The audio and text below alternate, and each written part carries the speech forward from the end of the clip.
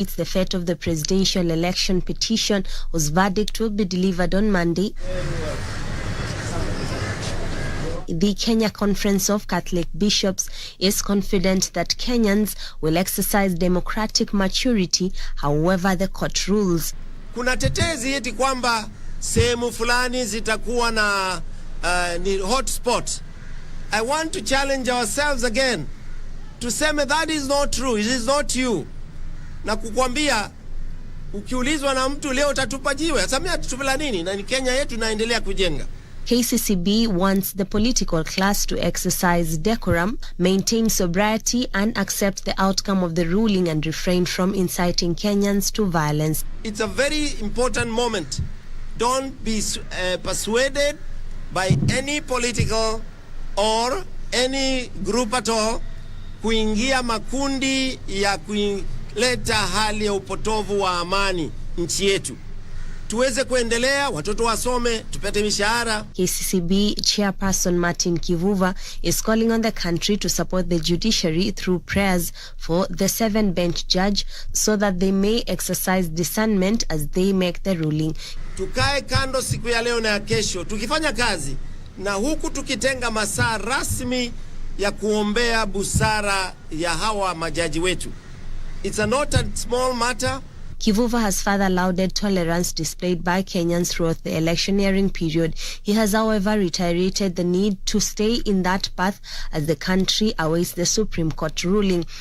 If we mess it up, we have many examples around us who have messed their democracy, who have messed up their democracy in such a way that their countries have become a difficult place to live in. Speaking at the Holy Cathedral in Mombasa, Kivuva, however, condemned the unorthodox means employed by some IEBC officials in the just concluded general polls as exposed during the hearing. Kivuva has urged the electoral body to stand for truth as they dispense their duties. Even when somebody will try to bribe you, when somebody wants to dissuade you doing the truth, it is your responsibility to internally say, sorry, no, I'm not going to do it. Stand for the truth like Christ did. Juni Karisambele from Mombasa County.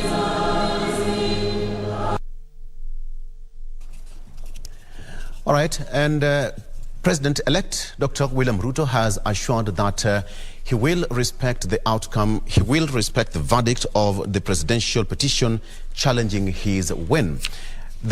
While speaking on Sunday during the interdenominational church service at Lamudiak High School grounds in Njoro, Nakuru County, the Deputy President also urged Kenyans across the country to respect the outcome of the ruling and maintain peace.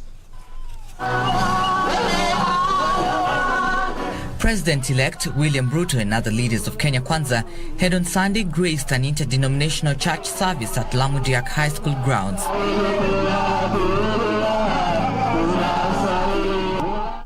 Ruto noting that every Kenyan, regardless of their status, has to respect the rule of law if the country is to move forward.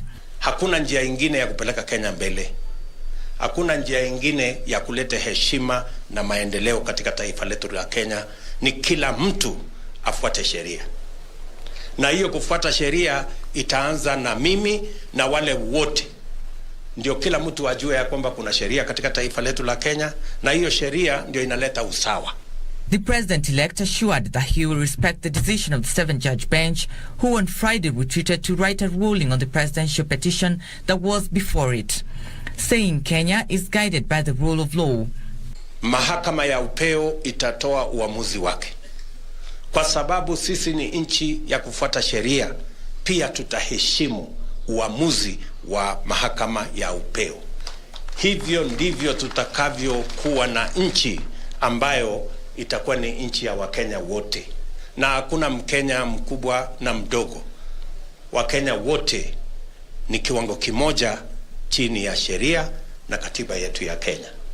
Ruto also commended Kenyans for maintaining peace after the 9th of August general elections.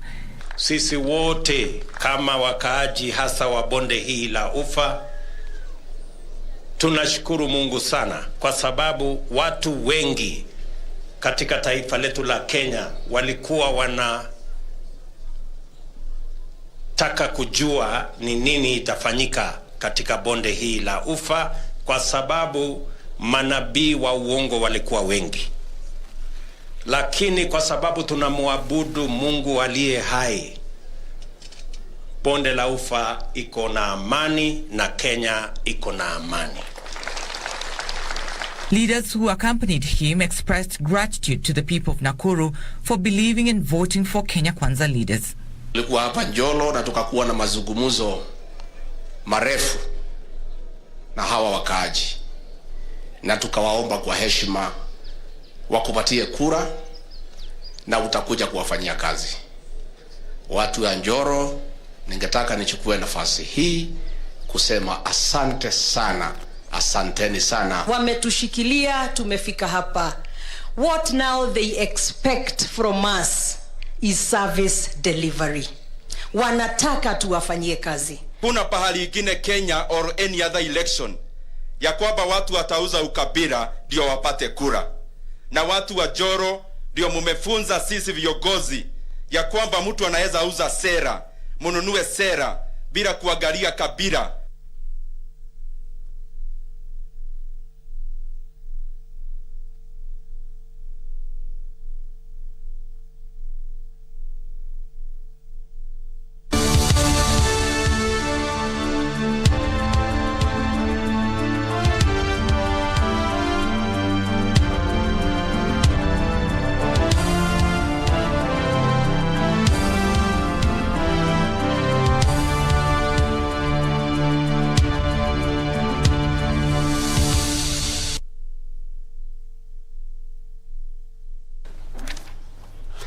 Good morning and a warm welcome. This is Good Morning Kenya, and just in case you joined us, we are keeping a keen eye on the Supreme Judgment. Today is Judgment Day, and also if you look at the dailies, they are all talking about what we expect in the next couple of hours or so.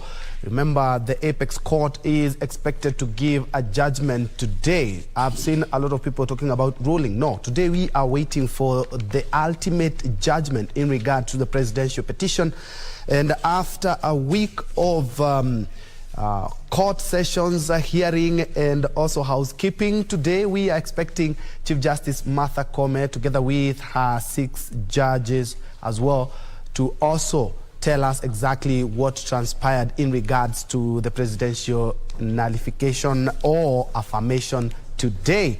And of course, today, the whole day, we will be here keeping a keen eye on the happenings at the Supreme Court. We have a panel of experts who will be introducing very, very soon, who will help us in delving into matters the Supreme Court and the Supreme Petition. Well, let's first have a look at what is transpiring in the dailies. This is the Daily Nation, where the headlines talks about Porto versus the process. And they're talking about David Maraga historic 2017 ruling annulling Kenyatta's election victory was grounded not in proof of actual rigging, but in a finding of so many things wrong with conduct of the polls that the results could not stand. Today, Martha Koome's bench also faces the same question as it sits to decide whether Raila Odinga once again has a case. And looking at what they have been talking about has been highlighted there. Raila's claims William Ruto did not get the 50+1 threshold. The voter turnout figures were a moving target. Just as his lawyers talked about, Chebukati ran a one-man show and excluded commissioners in tallying and verification, postponement of polls in 8 electoral areas, suppressed votes in Azimio strongholds. Well, Chebukati is talking about election was conducted strictly in compliance with the court's guidelines, constitution and laws. National Returning Officer role exists, affirmed by Supreme Court in 2017, talking about he is the one mandated by the constitution to give that declarations. Polls technology was not interfered with, hacked or tampered with, and William Ruto attained the 50+1 vote threshold. That is Chebukati call. And on the other side, we have Ruto's defense, who said I won fairly in a free, fair, transparent, accountable, and verifiable election. There's no evidence of polls technology tampering or votes deduction from Raila. The August 15 bombers' chaos was an attempted but failed coup d'etat, and Raila presented false digital logs to argue his case. A lot has been bundled up in the first page, but going to the second page, Supreme verdict, what ruling will give Apex Court give? We are expecting that, and that continues.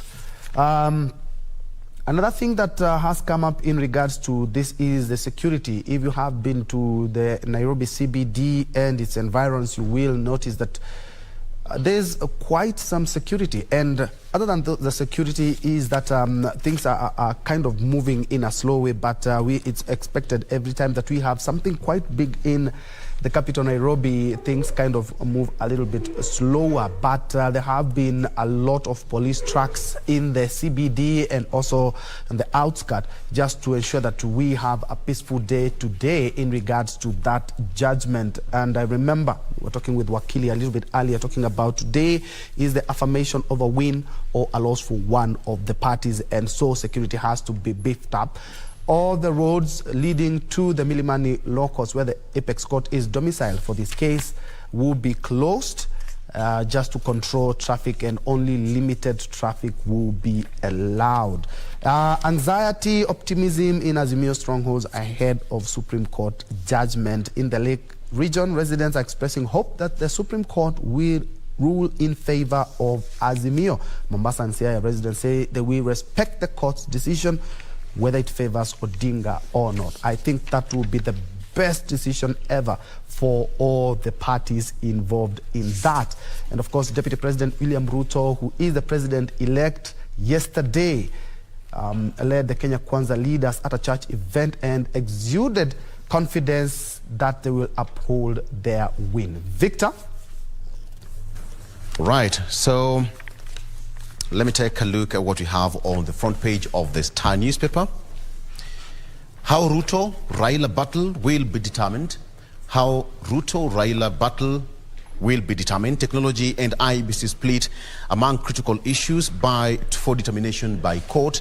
And key issues filtered by judges to determine how scale of justice will swing. That is what's on the front page of the Star newspaper here. Bungoma family exhumes body after their dead son reappears.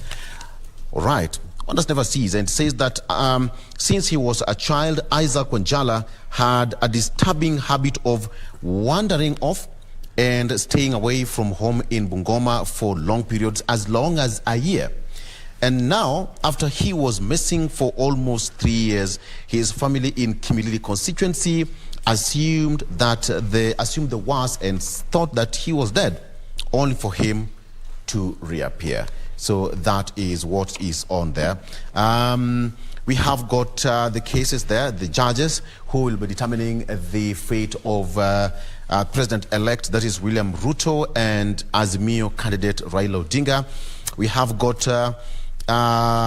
Chief Justice Martha Koome, Deputy Chief Justice Philomena Mwilu there. We have got Isaac Lenaola, we have got Smoking Wanjala, Njoki Ndungu, Mohammed Ibrahim, and finally William Ouko. The judges will deliver their ruling later today. Families demand justice for sons shot dead by police in city. Story I'm giving you shortly. Make or break for poll agency chiefs as judges issue ruling. Today's verdict by the Supreme Court on the petition challenging President-elect William Ruto's victory will be a make or break for IEBC commissioners. And the agency is split into two after the 4 commissioners dissented. That is Juliana Chirera, Francis Wanderi, Justus Nyang'aya, and Irene Masit, who accused IEBC Chair Wafula Chebukati of sidelining them. Very quickly, onto the second page, respect court verdict. Ruto urges Kenyans. We also see the story there. In our last story on TV, he says that no one should do anything unlawful after judges issue ruling. Raila said that, I'm confident with the Supreme Court ruling, and he said that they will deliver sound ruling. I'm confident Supreme Court will deliver sound ruling. Azimio leader Raila Odinga has exuded the confidence that the Supreme Court would deliver a sound judgment on his petition challenging William Ruto's victory. Very quickly, how Ruto and Raila Supreme Court battle will be determined. This is a story that we'll also be dealing with later on with our guest here. The court will uphold or reject an issue if at least 4 of the 7 judges' findings favor or oppose it. Now, that is the how it's going to be. There has been a fortnight of war between the two camps, and today is going to mark the end of that supreme battle. We'll also later on get into some of the key issues that will decide the Supreme Court ruling. There are 7 of them, but later on we'll be talking about with our guest in studio. Moment of truth for Ruto, Raila as Supreme Court judges deliver ruling. Court ruling also has bearing on President Uhuru Kenyatta and Election Commission chiefs. This will also determine whether President Kenyatta will continue to serve a little bit longer as we wait for another election, or his term will come to an end. Raila and Ruto's showdown heads to Parliament after Apex Court. Another thing, again, to look after this week. 2 houses of Parliament have until Friday to sit in line with the Constitution, President to gazette the date. Remember, ahead of them, they have to elect who is going to be the Speaker of both the Senate and the National Assembly. This both Senate and the National Assembly are set to convene this week for swearing in of members-elect and election of the speakers and their deputies in yet another game of numbers. How that is going to pan out is something that we are also going to be discussed with our guest in studio. And finally, governors issue Uhuru with a tussle over devolved health functions. Governors sue Uhuru in tussle over devolved health function, says that it's unconstitutional to assign county role to authority run by government. New county bosses already with a fight with the executive. All right, that is as far as the Star is concerned. We'll be taking a look at other newspapers as we continue with the program. Ben Troy. Indeed. Thanks, Vicky. And talking about the Supreme decision that we are all awaiting, we are now joined by a panel of experts here. On my immediate right, we have Wambui Shadrack, who is an advocate of the High Court and also a policy and governance expert. Karibu sana Wambui. Thank you, Njue. Good morning to our viewers and our listeners back at home. It's always a pleasure to be here, Asante. Indeed, and on the other side of the studio, just next to Vicky, we have Maina Karobia, who is a governance expert, and we are trying to look at how things could pan out today in regards to the Supreme Court. Good morning, my brother.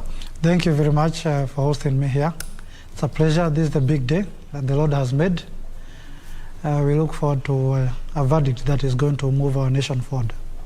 Indeed. And perhaps beginning with you, Counsel, of course, there are 9 issues that the Apex Court was looking at. And looking at one of the key issues that you have to decide on is what reliefs and orders can the court grant or issue? Perhaps a lot of Kenyans are so eagerly waiting for this decision. So what can we expect, Counsel?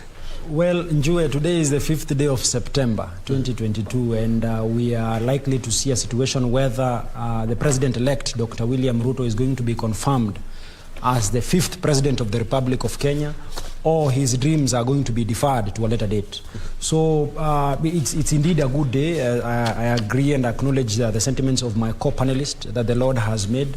It's a big day for Kenya. Remember, even after we cast our ballot on the 9th day of August 2022, 7 judges of the Supreme Court of Kenya are also going to cast their vote on whether what we did was proper, was justified, or on whether the declaration that was made by the chairman, Wafula Chebukati, or the chairperson for the IBC, was proper in law. So really, when we come to the issues, you remember, the beauty about the law is that, as Jeremy Bentham will put it, is that lawyers and probably scholars of law should be able, from where they sit, to predict the outcomes of law. Mm-hmm. But we are sitting in very interesting times, because if you read the Standard newspaper, if you read the Nation newspaper, there seems to be confidence being exuded from both camps, from the Kenya Kwanza, from the Azimio. And this is just to show or demonstrate the disparity in which we look at the law, so that this also pays credence to why, in the first place, we have judges to determine the different positions that are always taken by lawyers. So really, when we come to the issues that were framed, there are 9 issues, particularly to speak, that the judges are called upon to respond to. And you've just mentioned on the reliefs that are supposed to be granted. So really, we are not in a mediation session, or we do not have, this is not a negotiation process. Or an arbitration. Yes, or an arbitration for that purpose. But you see, an arbitration process is almost similar to a court session, because we have verdicts or awards. So a mediation, and I am a practicing mediator, and I will tell you that mediation seeks to find a middle ground, so that there is a win-win solution. And probably for the purpose of the viewers that we have at home to understand the difference between a court process and a mediation process, you will better go back to history, when you go back to the year 2008, and see what became of the post-election dispute that we had. We did not have an agreement born or a decision born from a court decision, no. We had a brokered process where Kofi Annan came and helped us in brokering a deal where we had a win-win, an almost win-win solution. So that we had, Mwai Kibaki, and may God rest his soul in peace, becoming the president, and the Right Honorable Raila Amolo Odinga becoming the second Prime Minister of the Republic of Kenya, or the first Prime Minister under the way post the independence period. So that is as far as the mediation process is concerned. But what we are going to have, and this is a view of the reliefs that have been sought, the likely eventuality we are going to experience after the verdict is read today by the 7 judges of the Supreme Court is that we are going to have one winner and one loser. So either we will have a confirmation that the declaration by Wafula Wanyonyi Chebukati declaring Dr. William Samoei Ruto as the president-elect is proper in law. So that will essentially mean a loss for the Right Honorable Raila Amolo Odinga and his followers in the Azimio One Kenya Alliance. So that is on one hand. On the second hand, we are either going to have a declaration that says that, wait, as far as we are concerned, the Supreme Court judges, the understanding, or our understanding of what Chebukati did on the 15th day of August 2022 was improper as far as the Constitution is concerned. And to that extent, then we nullify the declaration that was made. We declare it to be null and void. It is of no legal consequence. So then the outcome will be that, you see, as far as Article 140 is concerned, then we have a repeat of the process. A similar situation that we found ourselves in the year 2017 after the first day of September 2017, when Maraga and the team, Justice retired Emeritus Maraga and the team, declared the win of Uhuru Muigai Kenyatta to be invalid. So we return to that position. So this will, in a sense, tell you that we will have, Raila Amolo Odinga will have a second bite at the cherry as far as the presidential election is concerned. And probably Dr. William Ruto will have his dream deferred, if at all he is to just get a win again. So really, it's a dicey situation, if you ask me, and that is why this must explain the anxiety that we are seeing here and there. Yes, and Maina, you did say that this is the day that the Lord has made, and we are hoping all parties will rejoice and be glad in it, in as far as the judges are concerned. And since yesterday, and even before yesterday, there has been peace calls on Kenyans to maintain peace. And so far, so good, because since we did the election to now, to today, Kenyans have been keeping the faith, following up on the case on television, and they are hoping for the best. Yes, indeed, as I've said, it's good that our country, we are experiencing peace. I want to take you back to the electoral process. I always say that election is not really an event, but rather a process. Looking at how we conducted our campaigns, they were largely peaceful. There was the issue-based discussion of the prospects of our economy. Coming into the election, Kenyans behaved maturely, and there was peace in our country. Post-election, there have been peace. Up to date, or up to date, the political actors have been calling for peace in our country. And that shows, or that underpins, the political maturity that we have as a country. And this is something that has actually been commended. I was just reading a report by the African jurists of how Kenya has behaved, the Republic, even the court system, how the Supreme Court justice were conducting their business when they were hearing the presidential petition. This underpins the maturity, the political maturity of our country, and this is something that we should be proud of as a country. I also want to say that the call for peace comes from the understanding of that we have had challenges, post-election challenges, for the longest period as a country. And coming into this election, there was indeed the need to have political actors across the political divide calling for peace, encouraging Kenyans that there is life after politics and after election. And indeed, Kenyans have really tried to uphold this political understanding and political maturity. So this is something that we should be proud of as a nation. I also want to say that this is the fourth election since the promulgation of the current constitution. So the maturity and the kind of the warm political temperature that we are having right now actually also legitimizes the maturity or the credibility of the constitution that we have, because people also are guided by the constitution that is in place. The fact that we are having peace in our country says that indeed the strength of our constitution is something that we really need to look at keenly, because the constitution is what guides our affairs as a nation, and it governs how we relate with each other. It did. And looking at 2017, we were in the same boat where David Maraga, the Chief Justice Emeritus, took us through two presidential petitions. And the victory was grounded not on proof of actual rigging, but in so many things that went wrong in IEBC. It's the same boat we are in, because looking at the submissions that the judges, the parties made in the course of last week, we don't have an issue on how the voting process went, but it's after that. And in 2017, the judgment by the Apex Court did set precedent on how we are supposed to be carrying out our election. But unfortunately, now we even have another problem that we didn't have in 2017. We didn't have a divided commission. Well, Njue, I think a fair look at the petition that have been filed in court speak first to questioning the process and also questioning even the results as were declared. There has been an issue about voter suppression.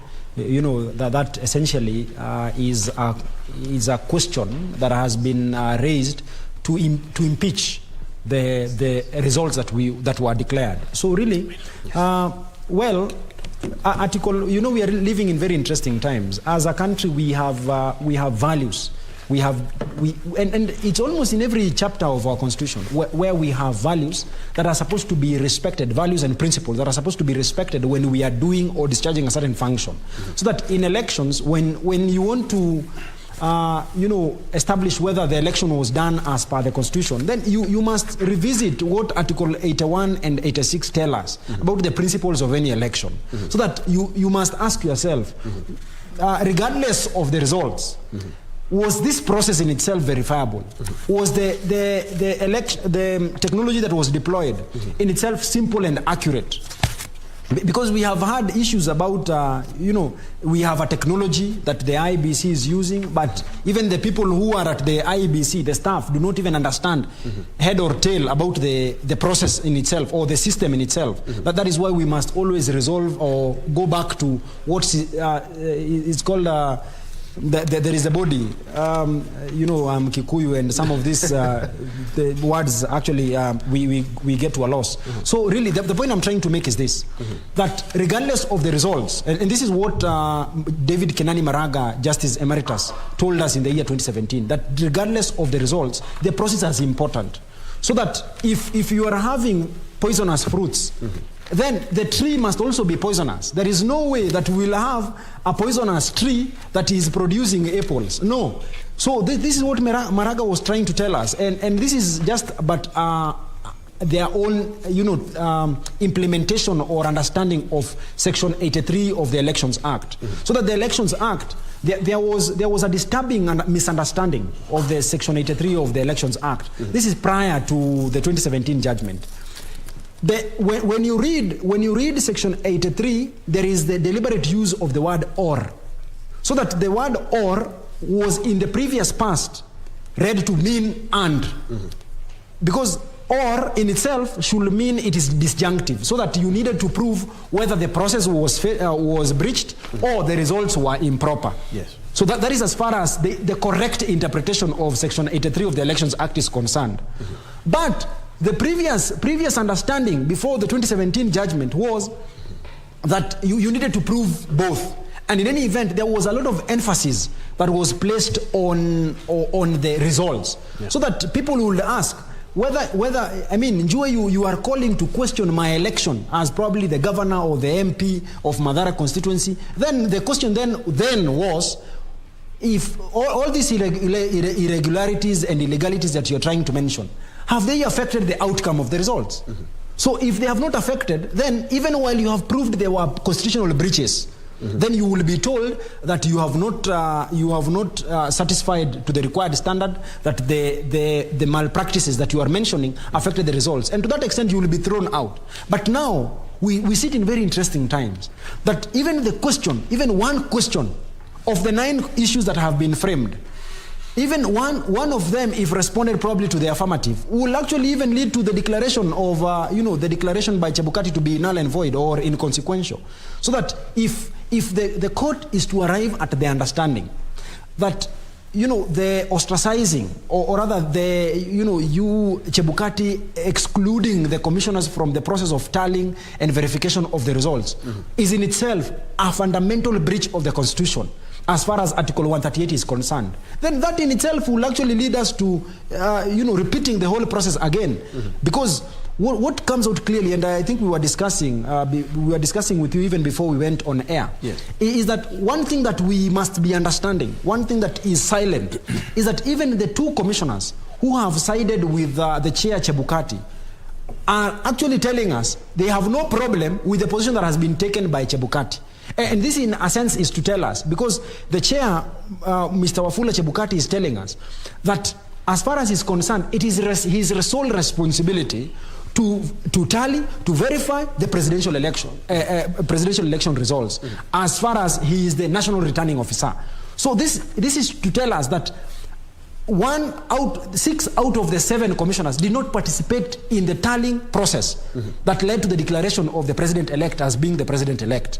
So when the court returns a finding, and I think this is the backbone of all these cases, and this is a very fair way of how I look at the whole dispute before the Supreme Court, is that this issue alone might actually turn the outcome, or rather the verdict that this court is going to have. So that if the court arrives at the finding or the conclusion that when the Constitution says that this responsibility is a reserve of the Commission, then you cannot rewrite it and say that it is a reserve of the chairman.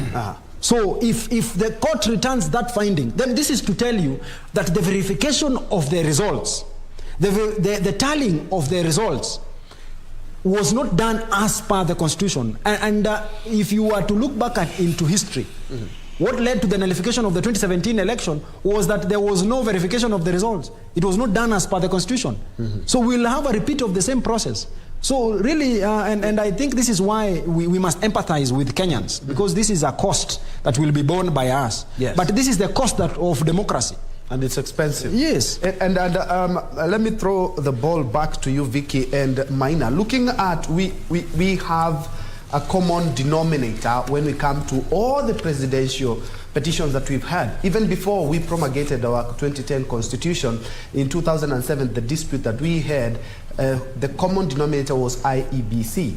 Back then, it was in 2000, even 2007, we had ECK, which we had issues when we had Zacchaeus Chesoni, when we had Kivuitu, when we had Isaac Hassan, when we have Wafula Chebukati. Why is it that the tree that we have, and we have to look at each and every election cycle, is having poisonous fruits? What just explains the issues that we have in our electoral system. Aina.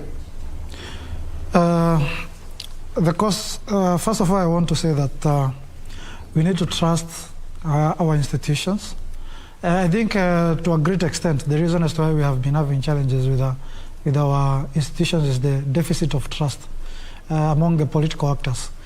And I think going forward, as much as we demand more from the institutions, we also need to have the maturity and the grace to believe and trust the process of those very institutions.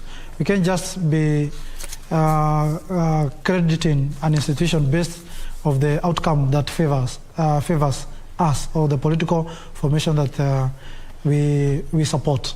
We need to have that objectivity of trusting the institutions and trusting the process as it is.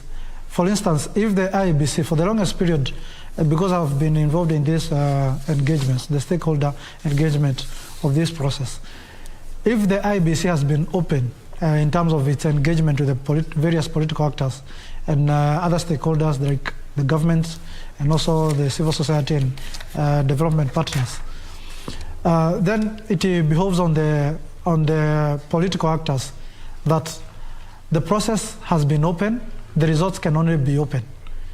So we don't have to really be questioning the process because the outcome or the results were not favoring our political formation. So we need to have that trust, we need to have that confidence in public offices. And that's why we are insisting on, even as the Supreme Court is reading its verdict today, we need to have that level of political maturity that the Supreme Court or our judiciary is as independent as it is stipulated in our Constitution. The only issue that we can be having with these institutions is if, even in terms of the daily operation of those institutions, they are not independent. But if they have been independent, they have been open, then it means even the results that they will be coming out, they will be as independent, as open as the operations have been. So we need to look at, we need to have that level of confidence and trust in our public offices. Because you bear me, Vicky and Joy, the reason as to where we have been having electoral problems in our country is the deficit of trust. And this deficit of trust creates a temperature of tension every election cycle, whereby you'll have even the population, investors, closing doors for us because our economy during the electoral period is quite unpredictable, and that is something that we need to cure in terms of how we handle our public institutions, particularly the electoral agencies. Yes. All right. So this one can either go to either of you and Wakil as well. So today's petition, today's ruling will, whichever way, will have a far-reaching implication on both the political class and even the electoral agency. What does that really show to the maturity of our democracy in our country? The fact that, let me go first before Wakili comes in. The fact that we have chosen, or Raila Odinga chose the legal way to pursue his issues. Yes. Is actually the testament of our democracy, and that is something that is very commendable of our democracy. Because in the past, if you are having challenges, you would mobilize your people, go to the streets. But the last three elections in our country, we have seen if somebody is aggrieved with the electoral results, you go to you follow the legal approach, yes, so that you can pursue justice or you can pursue answers to the questions that you might be having in regards to the electoral results. And that is the testament of our democracy. And we have seen since 2013 and 2017, even other African countries, they have followed that channel. We have seen in Zambia, in Malawi, even in Angola, in Angola, in Ghana. That is the testament that we need to show. And that is the testament that we have shown, that if you are aggrieved with the electoral outcome, head to the court is going to deliver its verdict with evidence that will be produced and with the facts that will be produced in the court of law. And that is the kind of maturity that our country has come in. We must underpin. I think even I know Akili is going to build on this later on. This maturity, and I want to emphasize on this, has been brought about by the constitution that we have. I think the other constitution was a bit limited in regards to the justice that somebody would have been delivered when he or she pursues questions in regards to the electoral outcome. Because maybe there was the interference or there was a thin line between the judiciary and the executive. Yeah. But with the current constitution, there is some level of trust and confidence in our judiciary because there is a clear separation of power between the legislature, the executive, and the judiciary. And that's why when an outcome is made at the electoral level, you always have that soft landing of heading to the court to deliver, to have your case heard. Yeah. Yes. In fact, whatever you said, even Senior Counsel James Orengo also said in court that Kenya has grown democratically, even in terms of judiciary, because even way back in the days, one could not file a petition in the court. But even if you managed to do so, you would not serve, the same petition. Wakili, what's your take? Well, although I think for one, that whichever way you want to look at Raila Amolo Odinga, I think even his critics acknowledge that some of his legal adventures that he has taken, some of the positions that he has tried to push through the constitutional processes have an implication moving forward, even into the future. So that this is something good about our constitutional democracy. It is something that is worth relishing and cherishing. Because one, you will recall that when we did not have a lot of trust in our judiciary, what Raila Amolo Odinga resolved doing in the year 2007 was going to the streets.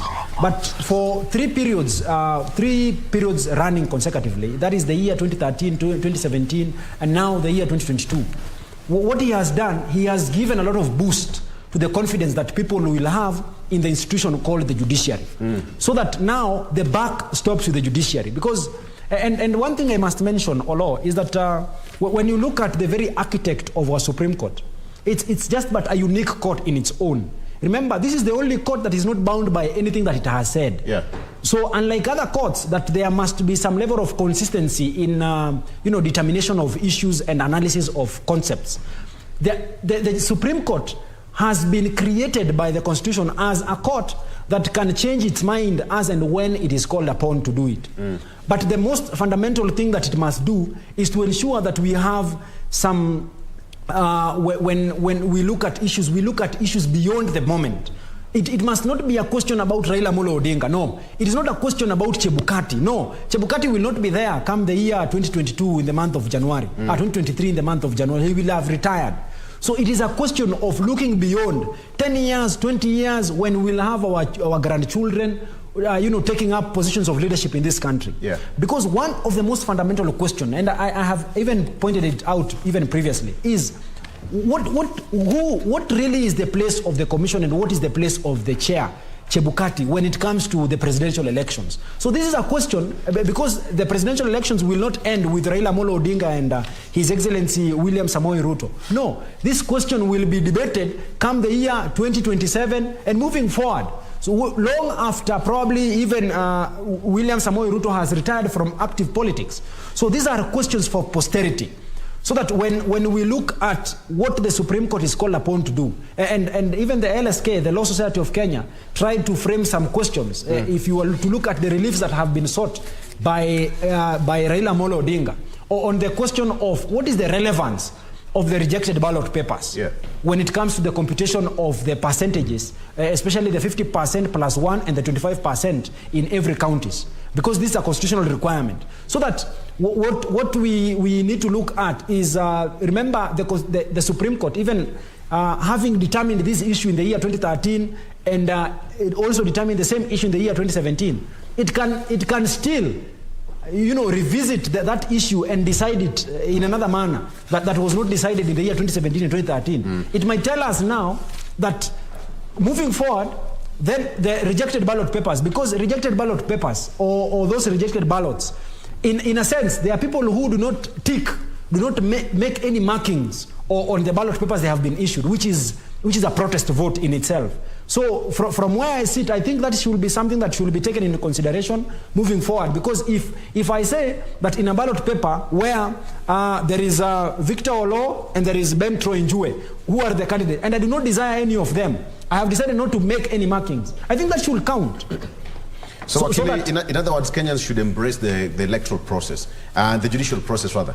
Yes. My point is, we have now surrendered our sovereignty to the judiciary, to the Supreme Court of the Republic of Kenya, so that any verdict they make, the only thing that we need to look at as against the decision is whether it makes any legal sense, whether it is supported by the law, whether it is supported by the evidence that was presented before court. So that should be the point of consideration when we look at the place of the judiciary. But we should have hope in the judiciary, and I think this has been exemplified in a number of occasions.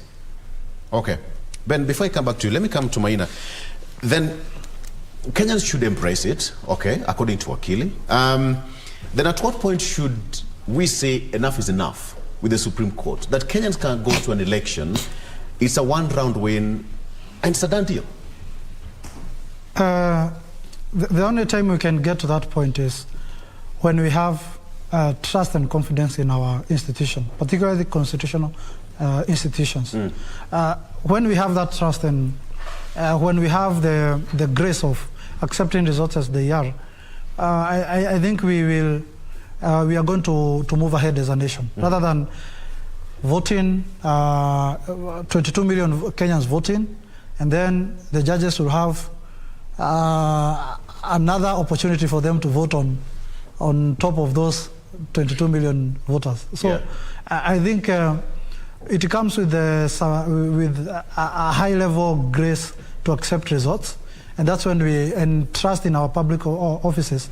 That's when we are going to have around one win without really pursuing the legal channels of the Supreme Court. But having in mind that an election in Kenya, it's a cutthroat kind of competition. Yes, nobody is willing to lose. Yes, but then, even as much as we request for grace from political competitors, that they accept results as they come, it is also fundamental and significant that our institutions need to live to the mandate, the vision and objectives upon which they have been established.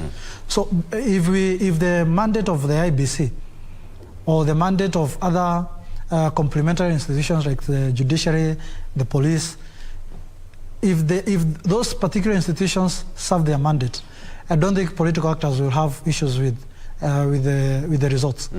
Because even Kenyans will be questioning the legitimacy of this person going to court to really question the results that have been released by the electoral agency. But we need to have the level of grace and the maturity of accepting results.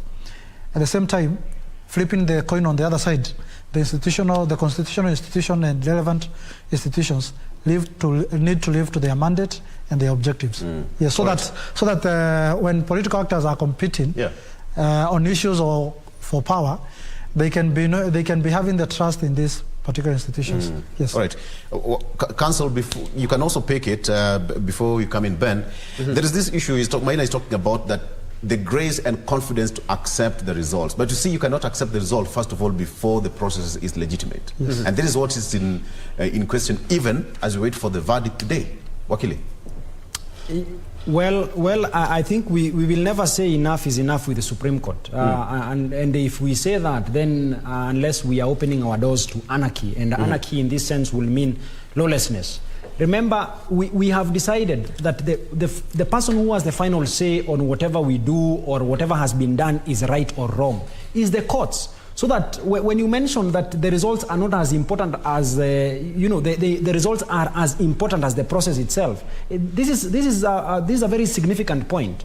Remember, we have had instances where places that have been or are deemed to be strongholds of a certain candidate are intimidated, there are instances of violence, so that those people are cowed from participating in the election or the electoral process. So in a sense, if you prove that there was some level of voter suppression, there was improper influence or other intimidation of voters, if that is proved, regardless of the results, whether you have gotten 1,000 or 1,000,000 votes and have gotten one, then I think that should be enough justification for the courts to determine that the election, because the election is a process in itself, does not meet the constitutional muster, then it must fail. So really, Victor Law, as a practicing advocate, I know that we will never run short of the need for courts. Courts will always be there because of the very nature, the selfish nature of human beings. There is no politician who gets into the election contest knowing too well is going to lose. No. People even who are running as independent candidates have the hope against hope that regardless of any political wave or their independence when it comes to the election or the election process, they are going to emerge as winners. So really, it is not enough to say that we are just going to accept. We are going to have people who are going to accept. Well, it is good to accept a win or to accept a loss when you have fairly lost. Because in any event, even the Waswahili tell us that asiyekubali kushindwa si mshindani. So, and after every contest, there must be a winner and there must be a loser. But let us have a legitimate winner. Let us also have a legitimate loser, so that you do not also steal the little votes that the loser has gotten, just to claim legitimacy.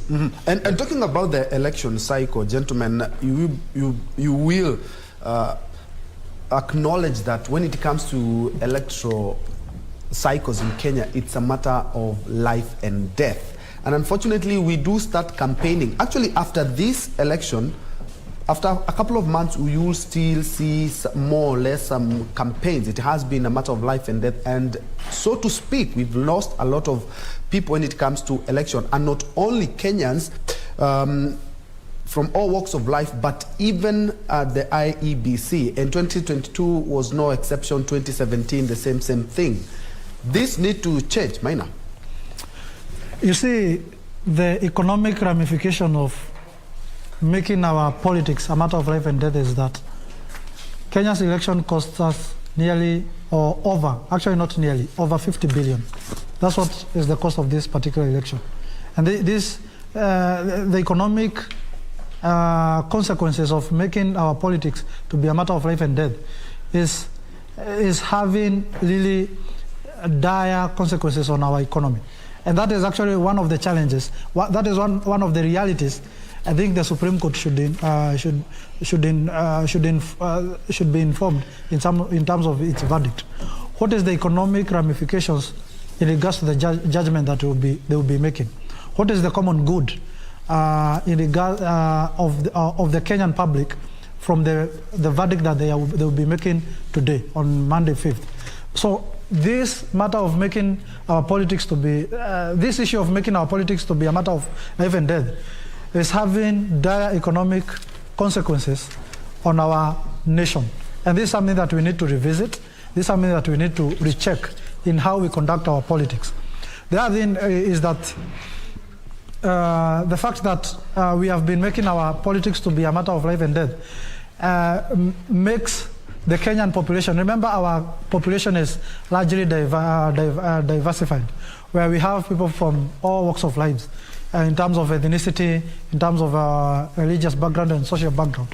So making it a matter of life and death then creates a level of tension where one segment or one population or one component of our population feels that if one ethnic group or one social group wins political power, another social group is going to be out of government, it is going to be segregated, it's going to be denied basic government services. And this is the challenges, this is the level of confidence that we need to build in our country. There's a common saying that says that the difference between a politician and a leader is that a politician, once he is elected to a public office, always thinks about the next election cycle. But when a leader is elected to an office, he or she starts delivering on the promises that he or she was promising during the campaign period. or delivering the government agenda as it has been set in place. So that is the difference that we need to have in our country going forward, irrespective of the verdict that is going to come out today, that we need to have leaders in our country rather than politicians. We have had politicians for quite a long period where we only think about the next election cycle once we elect them to office. But now we really need to deliver Kenyans from the economic hole that we are currently in, and really deliver on the campaign promises that Kenyans have been treated to for the last 6 months. Yeah, we're just waiting for them to be sworn in this week and for them to get to work. But let me just ask you this question. So the two gentlemen are finding themselves in the corridors of courts. Yes. That is Deputy President, the President-elect, yes, Dr. William Ruto and Raila Odinga. Yes.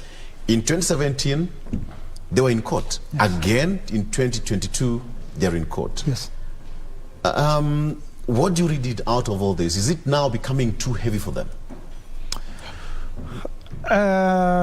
Victor, I don't think it is too heavy for them. I think the pursuit of justice to the Supreme Court actually helps in terms of growing our democracy. It helps even in terms of improving our electoral systems. So to me, how I look at it is that I commend any leader who actually goes to the court to pursue justice, whether it is an MCA, whether it is also at the presidential level, because it helps in terms of improving our democracy, improving our electoral cycle, and that is the kind of understanding that we need to have as a country. And you see, what will be the consequences of saying that I've been defeated, or the results have been released, and then you keep quiet? As the person who have lost the election, you keep quiet. Yes. There will be some level of tension in the country. Yeah. It is always good that you speak out. It is always good you act, so that people can now have some hope or some level of hope that there will be justice for them, or whatever they have been thinking to have been a challenge of their vote can be given a neutral or impartial hearing at the level of the court. It is always said that, Victor, for women, the reason as to why we have challenges in life is because we keep quiet. But for ladies, the reason as to why they are easy in life is because they speak out. It is from that understanding that our democracy can only thrive if we speak with each other, rather than just keeping quiet and assuming that the verdict or the results have been released, and then there is the Cold War, the tension, because we are not speaking with each other, or we are not acting to show that we are dissatisfied in terms of following the legal channels, so that justice can be delivered, or you can have a fair and impartial hearing. I think based on what you said, Maina, is also good for men to open up and talk. Yes. I think that's why a majority of suicide cases are mostly men, and that's a mental problem, which I think we should also embrace, having a conversation whenever there's a problem. Okay, that was just on a lighter note. But then, so what is now left for the future of the commission? Because you realize that IEBC is facing a second battle. In 2017, Chebukati faced the same problem. He faced the same judges. And again today, what do you now think remains for the future commission? Because for him, his term is almost over. Victor, we first of all need to come from the understanding of what are the powers of the Supreme Court. Largely, as much as the Supreme Court will stick to the Constitution, they are also not so much bound to the very Constitution in terms of its, in terms of their verdict. But I must say this: the Constitution, the Supreme Court, from my own projection, the Supreme Court is going to clearly cut or stipulate the roles of this Constitution, of these commissioners, because we have been having this disjointed commission, and this is not actually a new thing in our electoral agencies. In 2017, we still had the same challenges, where we had a commissioner running away from the country or flying away from the country during the very election that we are holding in 2017. So I think the justice that can be served by the Supreme Court is not largely on the presidential outcome, but rather the Supreme Court should clearly stipulate the roles of these commissioners. They should actually also stipulate how do these commissioners relate with each other? How do the chairman, the CEO, relate with the other commissioners, the 6 commissioners, so that we don't have a commission that is divided between the chairman and other commissioners who feel they are outsiders in the very commission that they are in or they are serving in. So that kind of a clear mandate, guided with from the verdict of the Supreme Court, is what I am expecting from the Supreme Court today. Okay, Ben, as you pick it over, perhaps Shadrach can also diving into this one. Now, what's remaining for the future of the commissions? Now that we are finding Isaac Hassan Commission had an issue. We also have Chebukati-led commission as well with an issue here. So what is now future for the commissions in the country? Well, Victor, I think hope can never be lost. When you lose hope, you have refused to exist. So that from where I sit, I think there is a lot of optimism. Some of these struggles, and you see it's a struggle on interpretation of the law. Well, we have seen 4 of the commissioners saying that they think they ought to have participated in the verification process, while the chair, on the other hand, thinks that by the way or the way he reads the law, and particularly some of the regulations that he helped in formulating, the other commissioners have no stake or role in tallying and verification of the presidential elections.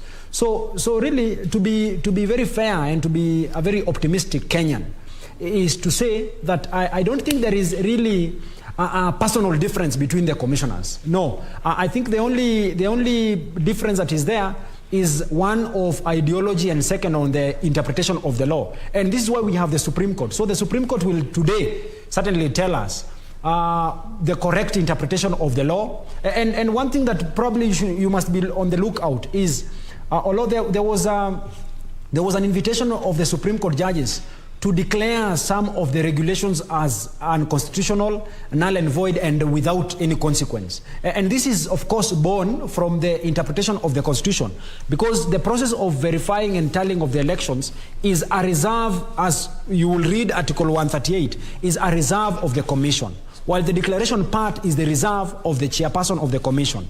But we have regulations that speak quite differently. We have the election regulations, I think, of 2012 that speak quite differently of the role of the chair. So that if you read the regulations, you find there is a fundamental departure from the dictates of the Constitution, to the extent that the regulations will tell you that the role or the function of the chair, as far as the presidential results are concerned, is to tally, is to verify, and which role he is given as an individual.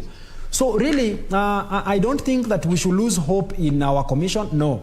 One thing that is for sure is that this judgment is going to spell out the roles as we know of them, or as they are spelled out in the Constitution, and we are going to have a good future moving forward. In any event, the Swahili, which I like making reference to, they have told us that wagomba nao ndio wapenda nao.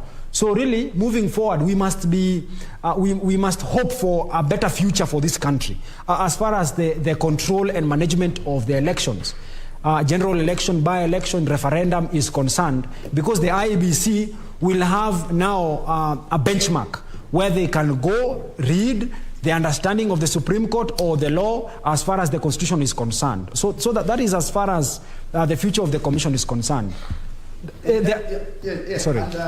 And still on the same, we cannot lose hope, just as you said, and we've come a long way. Looking at ECK, the Kivuitu-led commission, also looking at interim independent electoral commission, IEC, that was led by Isaac Hassan, and now we have IEBC led by Wafula Chebukati. Of course, we've had issues in terms of how the election has been managed, but the good thing is that we are doing the presidential is one that always seem to be having issues, and this is something that I would like us to dig in a little bit later, how we can actually make that confidence that we have in the 5 elective seats as opposed to the presidential one? Because every time we always seem to have issues when it comes to the presidential one. But O'Brien Kimani is on the other side of the studio to bring us something on the Supreme battle and what we are sifting through to get a judgment today. O'Brien.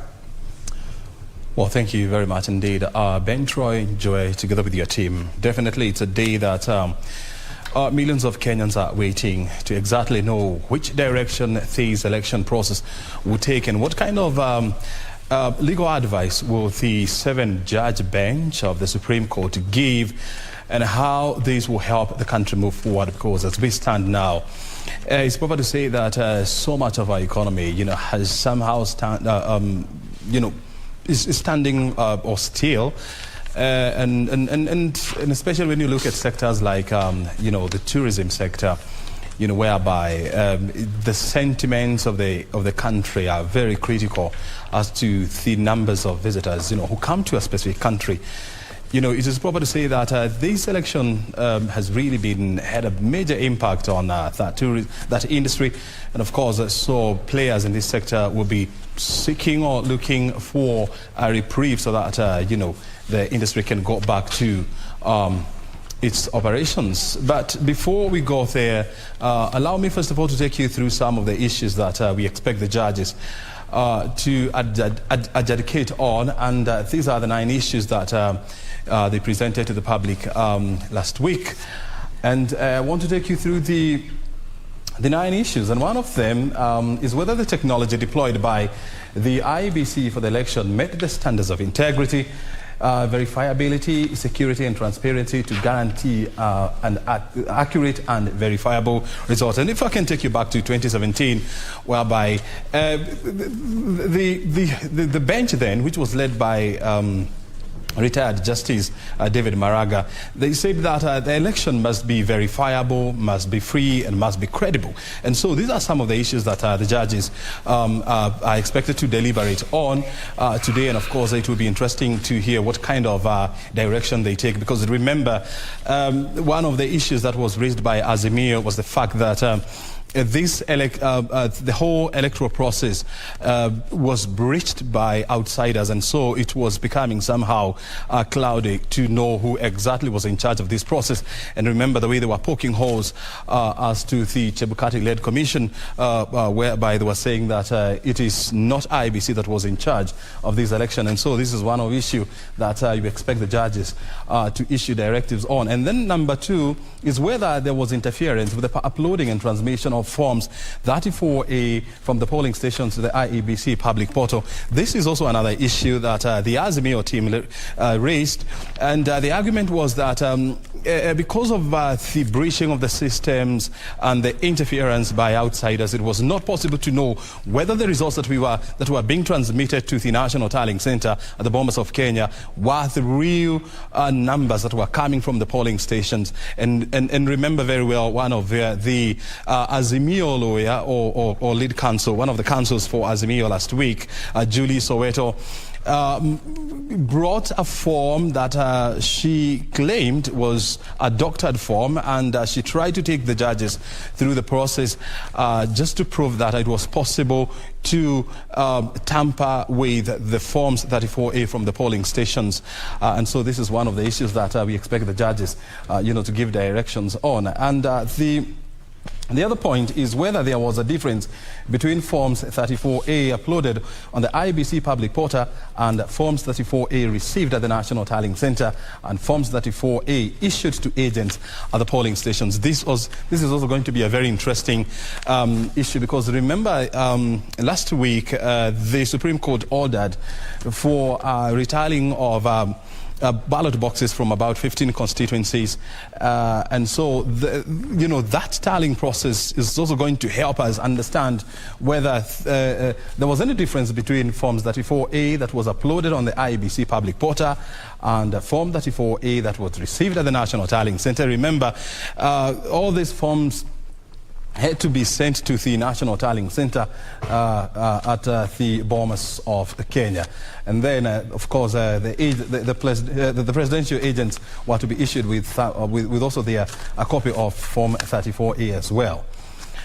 The other issue is whether the postponement of gubernatorial elections in Kakamega and Mombasa counties, parliamentary elections in Kitui Rural, Kacheliba, Rongai and Pokot South constituencies, and electoral wards in Nyaki West in North Imenti constituency and Kwajenga in Embakasi South constituency resulted in voter suppression to the detriment of the petition. And this is one issue that the judges were saying, or legal minds were saying, it may be very difficult actually to determine whether this postponement had any impact on voter turnout in these regions, because it's a highly scientific process that requires a very scientific mind to determine, and so a lot of arguments were coming through. I remember one of the lead counsels for Kenya Kwanza was poking holes on these issues, saying that unless you are a magician, it is not easy to know how many people were willing to come out and vote and how many people did not come out to vote because the gubernatorial contests for Kakamega and Mombasa, were suspended or postponed. And so that is also another issue that we expect the Supreme Court to give us direction. And then number 5 is whether there were unexplainable discrepancies between votes cast for presidential candidates and other seats, because this is one of the issues that the Azimio La Umoja was raising, whereby they were saying that, for example, in Kiambu County, they could not understand how comes so many people voted for the president, but when it came to the other positions of the governor, the women, the senator, the woman rep, the member of parliament, the MCA, and of course the member of parliament, they did not vote. So they were asking and trying to find out how was that possible that you'd have a situation whereby 10 people, for example, would come just to vote for the president and not vote for the other positions. That is another issue that we expect to hear from the Supreme Court. We still do not have the timings for the time this is expected. The judgment is expected to be delivered, but of course our teams are positioned at the Supreme Court to ensure that we give you live coverage of the events there. And then number 6 was whether the IEBC carried out the verification, tallying and declaration of results in accordance with the Constitution. This is the elephant in the room, because in 2017 the Justice Maraga bench did not consider so many other things. One of the things they said was that the process did not meet constitutional threshold, and so they annulled that election. So this is going to be the elephant in the room, and so these are the issues that the judges will be deliberating on, or have been deliberating on, because today what we are expecting is their verdict. And then number 7 is whether the declared president-elect attained 50+1 vote of all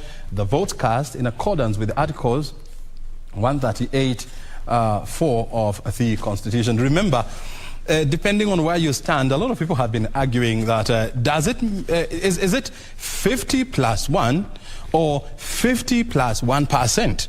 Okay, because depending on the number that you take, whether it is 50+1 or 50+1%, you're going to get different results. And so this is something that the judges are also expected to give directions on. And of course, it is going to cure so many other questions that may arise in the future based on the 50+1 rule. The other issue was whether there were irregularities and illegalities of such magnitude as to the final results of the presidential election. This is also something else that will also be interesting to hear from the judges, because as long as you have human interactions in a process, you definitely expect some form of errors. But the question that is being thrown around is whether the errors were so big or so much to alter the presidential numbers. And so that is also something else that we expect the judges to give a verdict on. And finally, let me go back there. What reliefs and orders can the court grant or issue? That is also something else that, remember, both sides, they have sought various reliefs from the court, and whether the court would be willing to grant those reliefs, or the kind of direction that the Supreme Court judges will take on the issues that have been, or the lead counsels of Azimio la Umoja as well as Kenya Kwanza have been seeking. So those are the 9 issues that you expect the Supreme Court to deliberate on today. Remember, some of the roads have been closed to ensure that there is no interference, there is no noise around the Supreme Court, and so you just need to because I was just walking around town early this morning, and I saw policemen stationed along Gong Road, First Avenue. You cannot access First Avenue. You cannot also access which other road?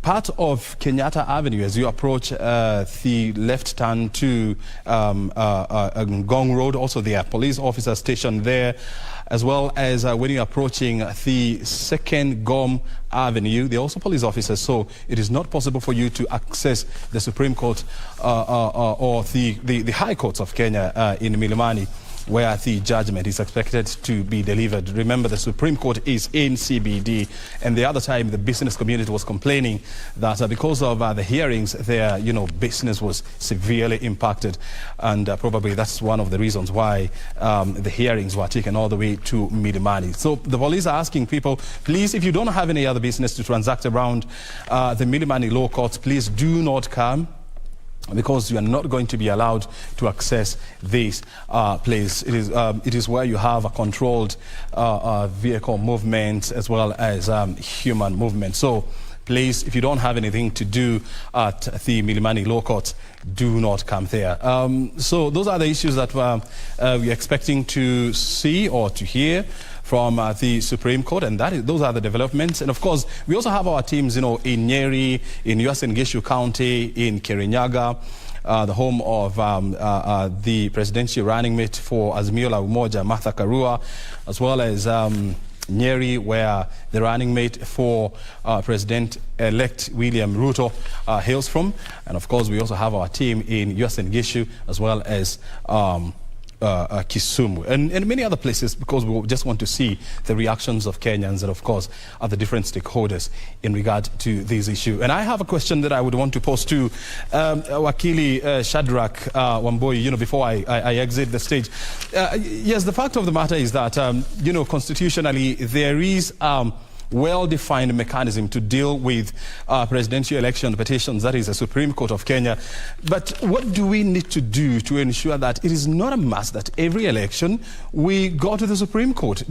What mechanisms do we need to put in place to ensure that, yes, we allow the IEBC to do its works and then we get satisfied, instead of every other time resorting to the Supreme Court to adjudicate on electoral matters? Well, a quick response to that question is that the only way we will not have disputes, finding their way to the Supreme Court, is when we have an IBC that conducts itself beyond reproach by ensuring that we have a transparent process, a thoroughly verified process, so that any person who is a critic to the process really will not have anything to hang on. Remember, the only dispute, the only backbone of the dispute that is before the Supreme Court is on the differences between the commissioners. So that if at all we did not have the split in decisions, or rather the split in the commission, then I think from where I sit, then the petitioners before the Supreme Court will not even have a very strong argument to make before the Supreme Court. So the only way we ensure that our judges sitting at the Supreme Court do not have any work to do after every 5 years or every election cycle, and particularly speaking, because of a dispute arising from the presidential elections, is by ensuring that we have an IEBC that, number one, has, is well accepted by the people, its work is transparent, and the way they do their work is verifiable. And to that extent, then I don't think we'll have a problem finding its way to the Supreme Court. Are you trying to say that those three are missing? One of them is the public confidence, the transparency of IEBC, and the verifiability of the process? Yes. I think very fairly to speak, I think there is a question of the public confidence, because you really recall that public confidence is a question also that must be aligned with the political, some political alignment, because there is a majority of Kenyans, about 6 million plus, that believe in the Right Honorable Raila Amolo Odinga. So that if Raila Amolo Odinga says that he does not have confidence with the referee, then you will have 6 million people who will also carry that clarion call that there is an interference with the chair of the IEBC, and to that extent, then we will not have a process that is in itself acceptable to the people. So really, it needs first to begin with the IEBC convincing our political heads, our political leaders, that what they do it transparently, and they do it for the good of everybody else. So when we have some political heads that have some apprehension in the manner that the IEBC is conducting its affairs, then we will not have the IEBC being well accepted by the people. And every time they have a declaration of the results, there will always be an issue with the court. And again, I must say, and this is for the benefit of the viewers, that when we have disputes, finding themselves before the court is not a bad thing in itself. Is a good thing, because ours is a constitutional democracy, and the court is also a player in the process we call the elections. Mm-hmm. Yes. But the other question that I would want to pose to you is, I mean, in every contest there must be winners, there must be losers. And so how do you create a situation whereby the losers, they feel that they have lost the game fairly, and they do not have to resort to third parties for adjudication? Well, when we have a loser, it is not bad to have a loser. In any event, every contest must have a loser, and it must have a winner.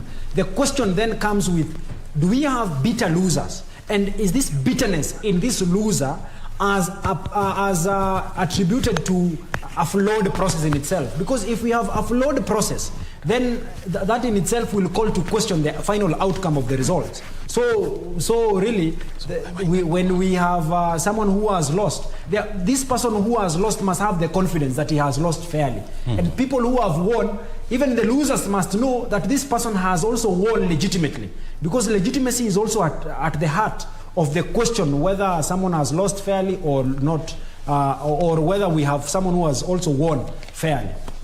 Yes. Very well. Thank you very much indeed for responding to those questions. But I'm sure these are some of the issues that you are discussing here as we wait for the verdict from the Supreme Court judges. Well, thank you very much indeed for finding time, of course, to be with us, and continue watching these broadcasts. Of course, we have Victor Olo, as well as and Joe, who are in studio with us this morning, and a team of experts who are helping us analyze these issues.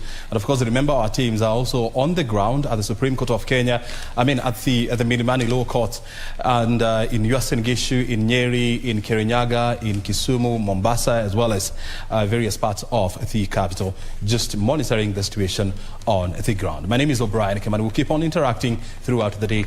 Enjoy, and back to you, John, Mr. Njoe.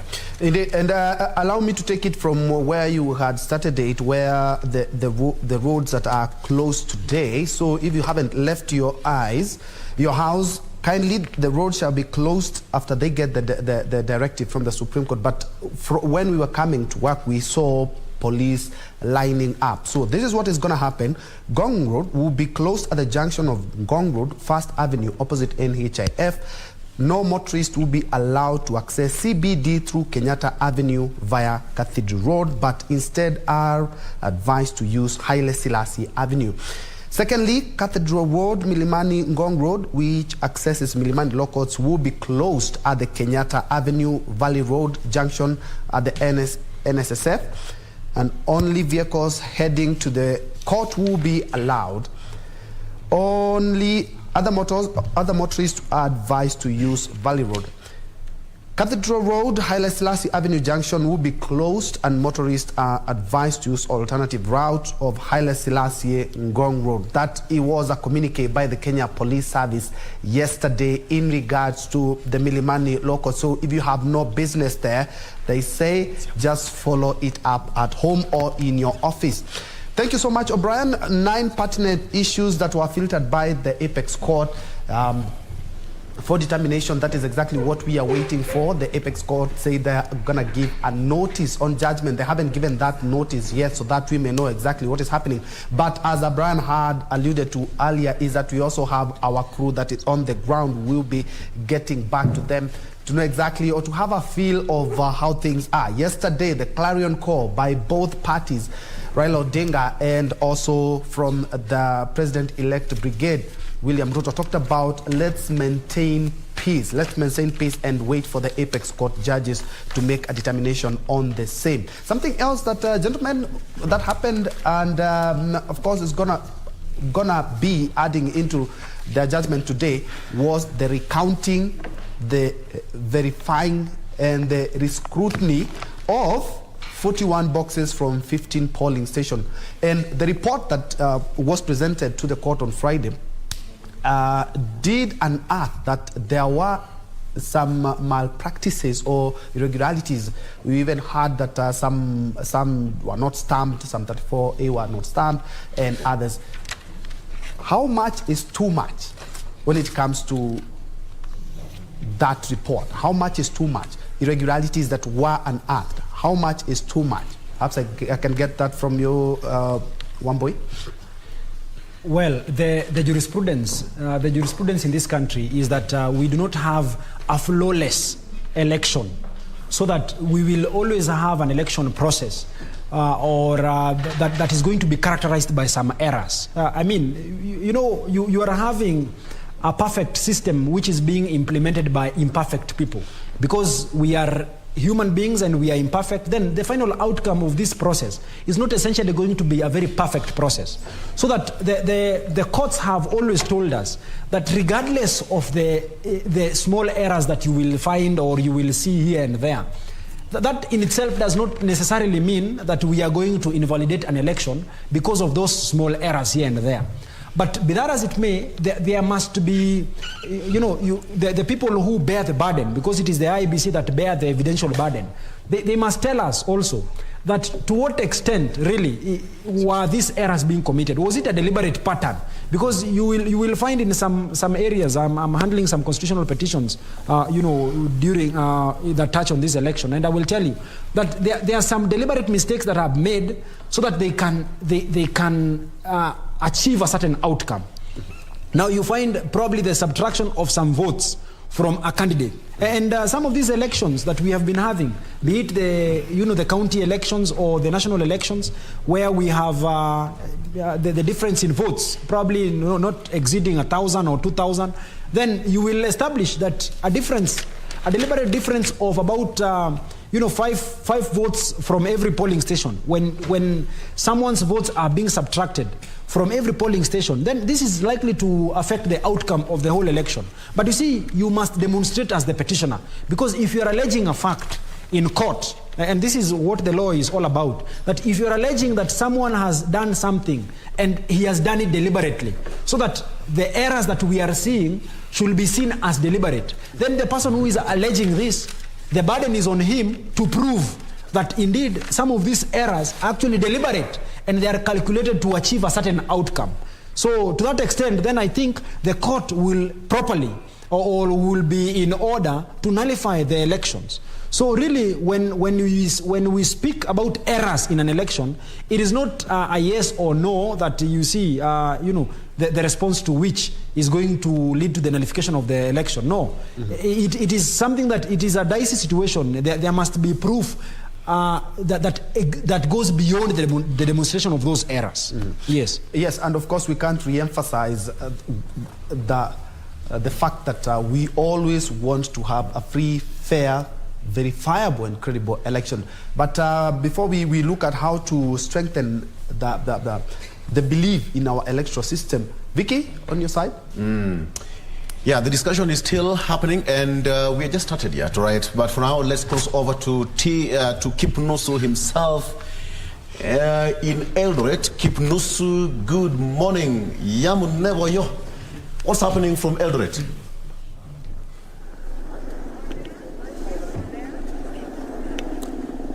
A very good morning to you, Ben Troinjue and Victor Olo there at the Broadcasting House. Yes, coming to you live from Uasin Gishu County. This is the political bedrock of the President-elect and the Deputy President of the Republic of Kenya, William Samoei Arap Ruto.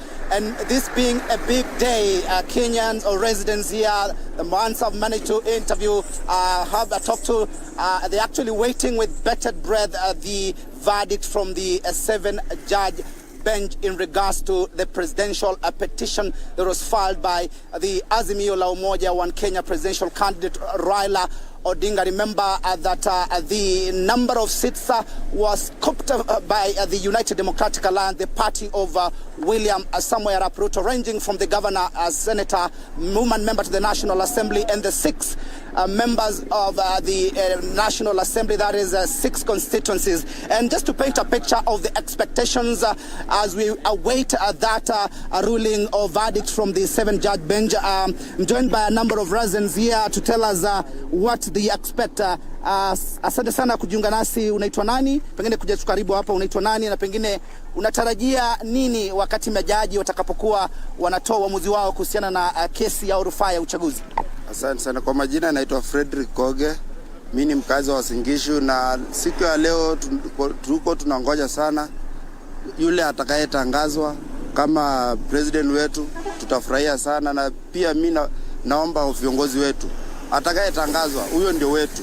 Iwe Raila ni wetu, ni Mkenya. Iwe Ruto ni wetu, ni Mkenya. Sasa sisi kama Uasin Gishu huku hapa ni bedroom ya William Samoei Ruto, na tunaomba ikuwe ni yeye, na tunatarajia akitangazwa ni sherehe, tutapiga sherehe hadi tutaenda hadi Sugoi. Na hapo tunaambia Mungu asante. Pia wakiamua watarudia kura, hatutakataa. Lazima tuende tukupige kura. Na wale wenye hawakupiga kura ile wakati, tuende tupige kura. Because wenye hawakupiga kura ile wakati wangepiga, hii maneno haingekuwa. So lazima kila mtu ajitokeze aende apige kura kama wataamua hivyo. Asante. Pengine nipate maoni ya mwingine. Njoo tu hapa, unaitwa nani? Pengine wewe ulipiga kura na pengine unaona kuhusiana tuna majaji hawa wanapoendesha uamuzi wao, wewe matarajio yako ni yapi?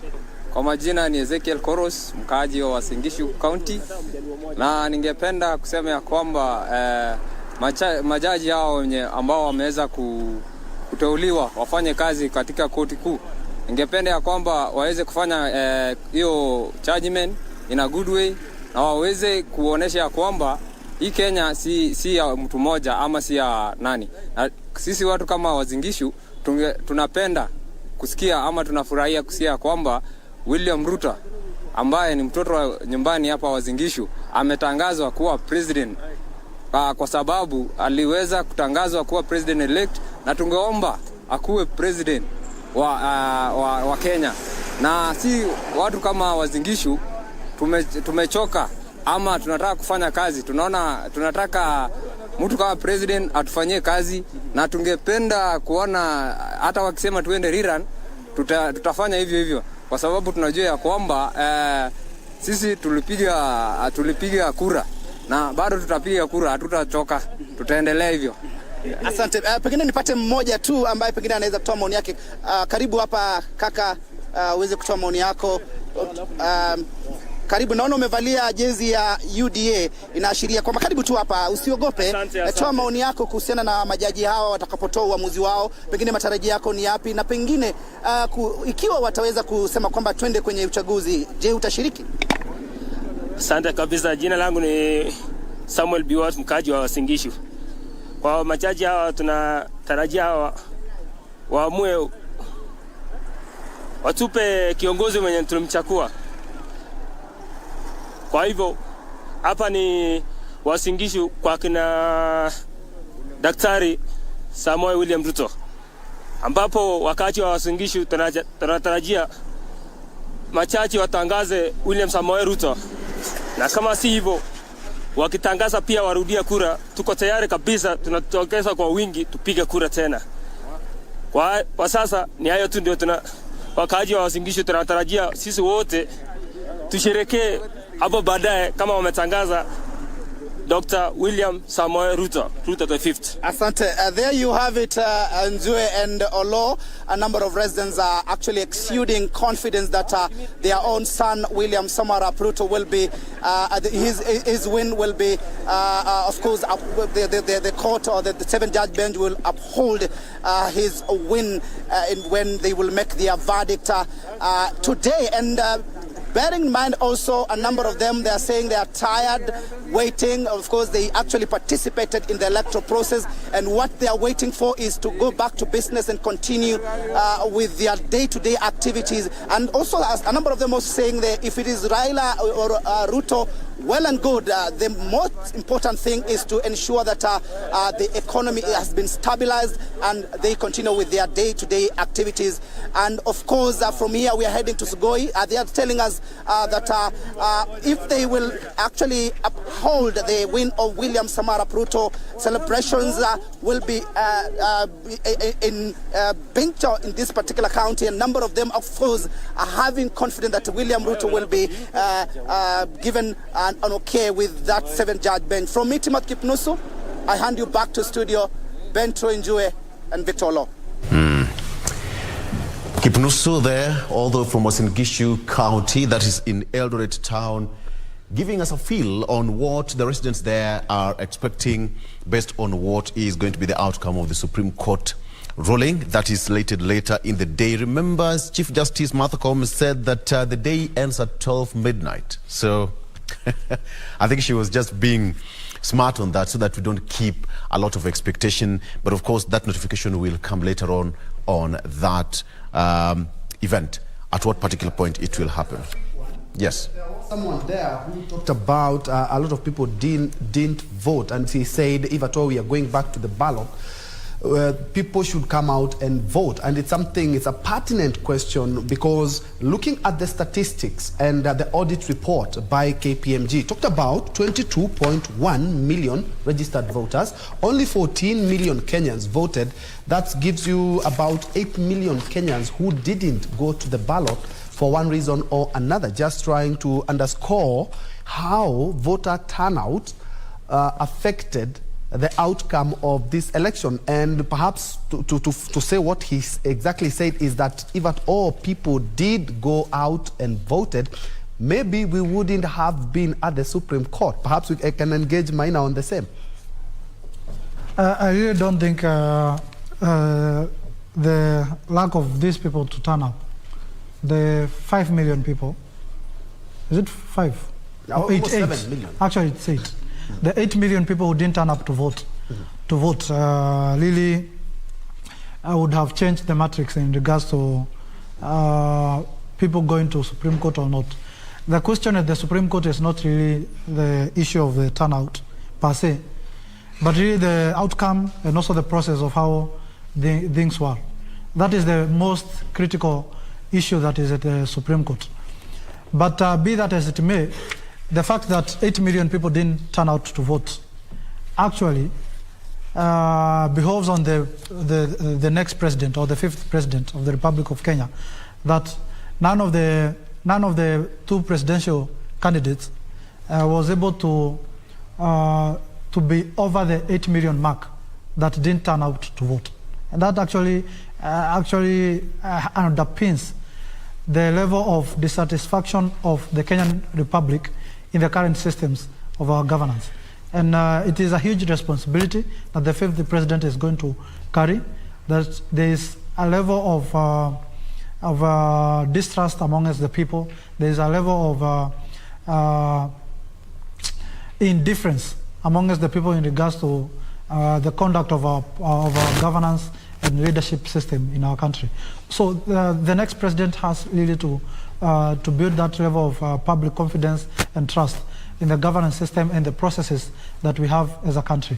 The issue that is at Supreme Court, as I also want to say, is that it's about the outcome, the process. Did it attain the Article 138 of the transparency and the free and the verifiable process that is envisaged in our constitution. That is the big question in the Supreme Court, and I think that, and I believe that we have seasoned judges, we have a seasoned Supreme Court that is going to deliver a verdict that is going to really move our country forward. I want to underpin this, that the verdict that is going to be delivered today is final and binding, and it is going to offer direction that our country is going to take moving forward. All right. Okay. Before we continue that, there was so many, actually 9 key areas that the Supreme Court should be tackling. Yes. Looking at in making their judgment today. Yes. One of them is whether the technology deployed by IBC in the elections have met the standards of integrity, verifiability, security, and transparency to guarantee accurate and verifiable results. Now, this one goes back to the issue of process, the system. But then when you look at the system, the same system was also an issue of concern in 2017. Yes.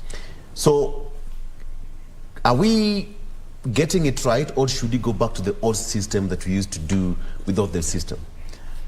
You see, Victor, and I've said here in a previous interview we were with the Enjoy, and I said that honestly, on our 21st century, we cannot be conducting the business of 20th and 19th century way of voting. We need to adopt, we need to embrace technology, and make it better. And make it better. To a large extent, this election was manual. The transmission of, actually the voting, the registration of voters was manual. The voting was manual. The transmission was also manual. The announcement of election and declaration was manual. We are yet to adopt, or we are yet to embrace technology in our electoral system. And that's why maybe we are having challenges. To a large extent, the only place that you could find technology in this election was the posting of the results on the IBC portal, and maybe the returning officers or the presiding officers sending these particular copies in a pictorial form to the ranking officials within the system. But to a large extent, this election was manual. And let me say, the difficulty with the manual, or the challenges with manual, is that you'll always have challenges in terms of the confidence of the verifiability and the transparency of the system. So, and we also need to remember that the fact that the election was manual means that the human resource was largely involved in the election. So I think these are some of the challenges that are going to be addressed in the Supreme Court, and we are going to find more recommendations that are going to improve our electoral system from a technological point of view. I've been advocating for embracing technology right from the registration of voters level. Because if the registration of voters level, we have to go to our polling station or to the IBC offices to be registered as voters, then it means even the process itself in terms of voting, it will be manual. And I've been asking myself, and I've been asking this, Victor, today if I want to send you credit, or if I want to send you money on your M-Pesa, ukiwa northeastern ama ukiwa huko Mombasa, na mimi nikiwa hapa Nairobi, you have that confidence in me that I'm going to take your number, put it on my M-Pesa, and send you the amount of money that we had agreed upon, or that I want to send you. And if it's 200, it will come 200. It will come 200. If there is that level of trust in our technology in terms of sending money, why can't we have embracing it in terms of voting or election? Why can't we trust that if I'm going to cast my vote technologically in my constituency of Thika, that particular vote is going to reflect in the National Tallying Center? That is the kind of trust, that is the kind of confidence that we need to have in technology, and that is what we should be adopting going into the future. Okay. Yes. That would be a good point I think that would be a good point to, because it's a discussion that we've had here over and over again in terms of embracing technology and deploying, because a lot of even politicians or even guests we've had in studios usually say that The example of M-Pesa.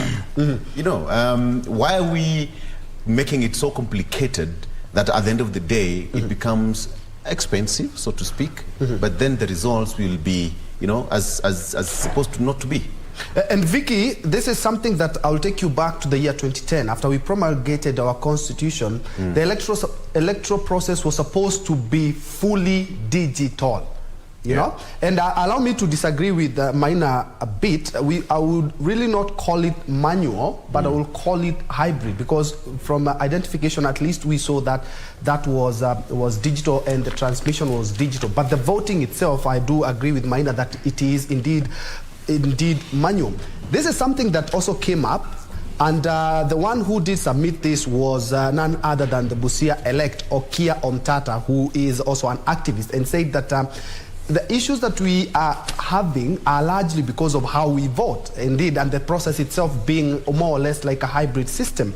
And he raised this on two issues. One, we do not have a digital footprint. So as we are following it up to know exactly the truth of where everything lied to when we did the election, there's also the question of the presidential petition. He said, if at all we had a digital election, 14 days are more than sufficient to conclude this petition. But unfortunately, we are still 10 years after we started using the new constitution. We're still doing everything manual, and this not only because of the cost, as Maina has talked about, is that we do not have any footprints that we can follow up to know exactly where we did go wrong. And allow me now to bring in a constitutional lawyer. Thanks so much indeed for making time, Gibson Gisore. We have been analyzing since when we started these elections and up to now.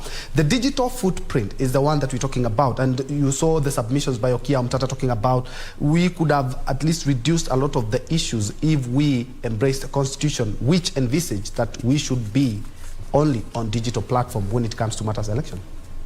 Thank you, Bentro, and thank you for inviting me. Indeed, today is the day. We have to say that we have to know what is it for us as Kenyans, and say as Kenyans deliberately, because people tend to assume that it's about the two people who are fighting it out in court. It's not about them. It's about Kenyans. Because at the end of the day, it's strengthening our democracy and trying to decide which way do we go from here. Remember, 2027 is around the corner. We will be politicking during this process, and we might be back to this particular quarter again. So it's important that we be able to sit it out and be able to decide which way we want our democracy to be run. So on the question you've asked is very important, in that we envisaged a situation whereby we needed to have an electronic process. But at the end of the day, we did get that. As to who to blame, the question is out there. The IBC has been pointed out, whether they delivered a credible election in terms of technology, and that's where technology was one of the big issues as submitted by Okia Omtata's petition. We did see a situation whereby we didn't have that technology being deployed in the manner in which it was anticipated to have been deployed. So we need to ask ourselves whether which way we want to go. It's very important to actually put demarcations. The technology we wanted to have is one which could be able to provide for verifiability, which is very key, and then be able to provide for security, and be able to provide for integrity, and is also able to provide transparency. To some extent, we saw something which the IBC tried to do by displaying the uploading of Form 34 is, but that cannot be able to satisfy the test of what it is that we wanted to have. At the end of the day, you have seen what happened in court, and there were a lot of problems. These are the problems we need to look at and be able to decide, how do we move next? Are we going to be having a free electronic process? Is it one which is going to be fully encompassed, where we have a database? Because there is an issue of the Smartmatic people. And this question did come by, I remember us discussing it, the questions which were posed to the commissioners before elections, how do you contract smartmatic people? And then it has proved that it even can't even obey our own orders. You know, that is quite dangerous, and they're actually playing to the fact that there are people who have patents and who have rights over our own data that more even more than us. Yeah. That is quite interesting, and we need to ask ourselves whether is this the way we want to go around the elections time. We need to be giving our sovereignty to other people, and then when we demand accountability, they say, you guys, sorry, provided you contracted us, you have no rights here. You know, that's very bad. That's very sad. Wakili, unfortunately, is that I'm quite sure these are not laws that Smartmatic has decided now because you are challenging the election and we are the ones who offer the server and the IT technology. Then we are not going to do that. I'm quite sure it was in the blueprint before the IEBC signed on the dotted line. I cannot authoritatively say that it was in the blueprint because I didn't see the contract. It's only IEBC which can tell us, and if they tell us, they could actually explain further why they could have such a contract, given that they are being paid 40 billion of Kenyan shillings money. They could have ensured a better deal than that.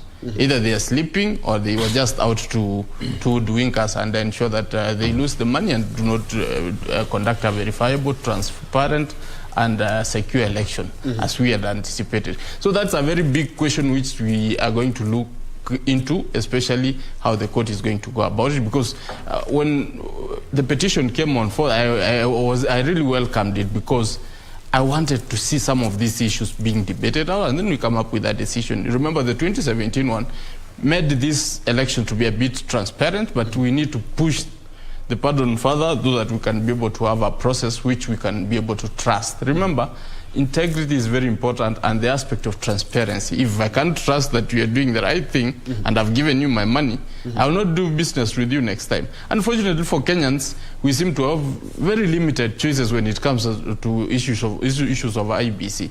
We seem to be trusting them with a lot of money. We have so much faith in them, and then they keep letting us down. So it's time we have the court set out some very clear rules. How are we going to go about, especially for me, the issue of our data being out there with a foreign company, which is not believed to be a very good company, because we saw what happened in Philippines. The same thing happened in Philippines, whereby they conducted an election. The election was contested. At the end of the day, the person who won by even votes which were not for registered voters. So it added votes for people. And when they were asked by the courts, actually tell us how you arrived at this, they said the same thing. I don't know how IEBC could not have seen this before. And this question was posed to the chairman and the CEO. Actually, the CEO gave a very interesting answer, saying, you know, I'm not aware of those things. You are just raising them now. From then on, even never did anything. And then we're here now. So it had to take the parliament of Philippines to actually go and do a proper audit after. But then you have a president who has been voted in by some smartmatic people from Venezuela. You see, that is the kind of question we need to ask. Do we want to go this way in future? So I think that's very important. For me, I think I will be waiting to see what the judgment talks about in that particular regard. I'll be coming to you, Wambui, in a short while, so that we may put this matter to rest. But to you, Maina, looking at what Okia Omtata also said is that, of course, we do not have time, and the more that we do these things manually or hybrid, the more we have issues raised. And even raised an issue asking the judges, you know, we are talking about 14 days to conclude this petition. We have 3 days to listen to this petition. And looking at the timelines that the judges gave in their first ruling they gave before they had the petition, is that time was of essence. We have donated time. But looking at IEBC, the timelines that they have seem always to be having issues, because looking at the ballot papers that came just a few days, that's when we realized that we can't do Mombasa, we can't do Kakamega, we can't do Kacheliba, we can't do West Pokot because of some of the issues or errors that could have been identified way early, so that we may have the confidence in our electoral system. And we talked about 50 billion. And if we divide 50 in 5 years, that's about 10 billion shillings each year. in matters polls. But unfortunately, we have an independent commission which doesn't seem to be tightening up these loose ends, that we find ourselves in a company that says that, yes, indeed, we have everything, we have the data, but unfortunately, we cannot give you the nitty-gritties of everything that you're asking for. These are some of the errors that should have been way identified ages ago. Maina. You see, Joe, the risk of engaging IEBC with a lot of litigations is that they will always have logistical challenges and maybe challenges in the process. I said earlier here that we need to trust the constitutional offices, and the trust comes with ensuring also that those particular offices or the office bearers serve the mandate and the objectives of as envisaged in the Constitution for these particular institutions. But be that as it may, you see, the reason as to why I'm failing to understand some of the challenges that have been put forward in the Supreme Court by Azimio is the fact that they have been having 5 years of engagement with the political divide that defeated them in 2017. Honestly, Azimio wing should have pursued electoral justice from the process level when they came into government through the handshake, not really at the twilight of the handshake post-election of 2022, or in the aftermath of the results that have been announced in 2022. This electoral justice and the credibility of the process should have been a discussion right from the handshake level. But now coming to the Supreme Court to seek justice when the results have been announced, I think it is just putting the cart before the horse and believing that the horse is going to drive the cart to your destination. All right. From my understanding, this election was largely manual, and I've said that the voting, the compilation of the results, the announcement, the declaration has been largely manual. The only challenge we can be having with this particular election was at the polling station, because the server was not really at the portal. The server was not really held by the IBC. The server was the polling station. That's where the secret of this election is, the polling station and the IBC portal. And the compilation or the verification was what has been produced or what has been announced at the polling station level vis-a-vis what has been uploaded at the IBC portal. And that is the kind of process that was going on in the Bomas. The returning officers, as they were submitting their Form 34As, it was, or the Form 34Bs, they were verified vis-a-vis what has been uploaded on the IBC portal. So we can't really be complaining each and every other time when it is upon us as political actors to have put up credible agents to go and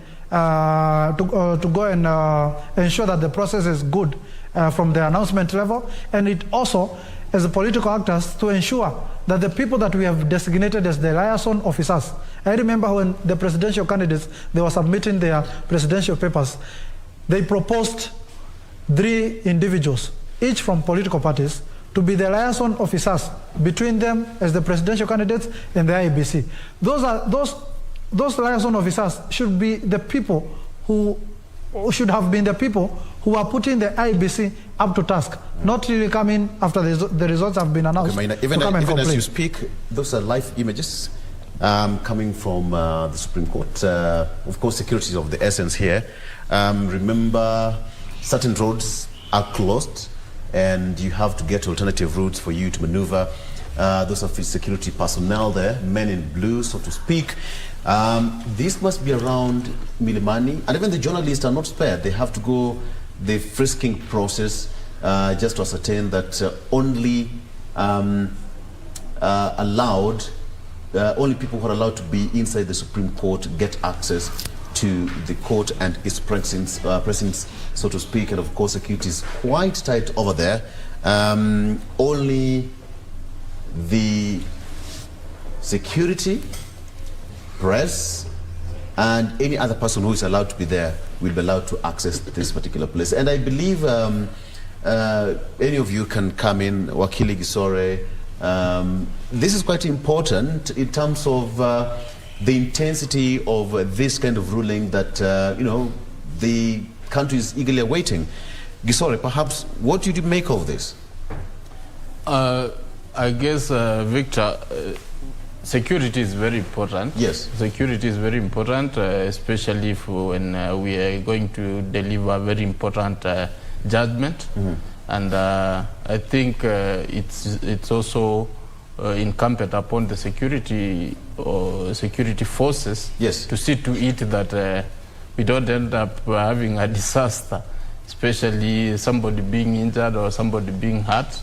That is why, because the decision which is likely to come is either going to go two ways. There are people who are going to feel that it didn't go their way, and there are people who are going to rejoice. So whichever way it goes, you will want to anticipate some kind of actions or reactions. That is why I think they are trying to put a barrier so that the judges also need their security to feel comfortable to give the ruling.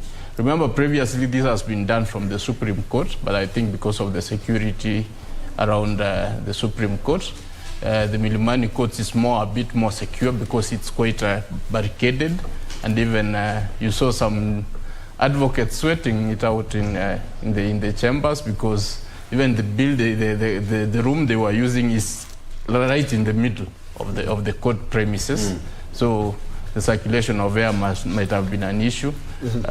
So you shouldn't blame people for sweating it out. So I think it's just because to provide enough security and to ensure that the judges are comfortable to give the ruling or the judgment, and the people out there cannot be able to. Even as you speak about the security. Gentlemen, allow me to just interject. I think we have some developing news. Is that they have given what we have been waiting for, that is the notice on the judgment, because they've talked about the Raila Amolo Odinga and 6 others petitioners and William Ruto and 10 others as respondents. Take notice that the judgment in this petition will be delivered Monday the 5th day of September, that is today at 12 noon at the Supreme Court of Kenya, Milimani Law Court. Again, is that the Apex Court has issued what we have been waiting for, that is a notice on the judgment, because that is exactly what the CJ talked about when they convened, the last time they convened, is that they were going to give a notice to deliver the judgment. So it's going to be taking place at exactly noon, and as you've seen is that the roads are already calmed off. I can tell you because I do report at the courts, and this is one of the routes that is quite busy, bearing in mind that there are so many government offices there and ministries as well.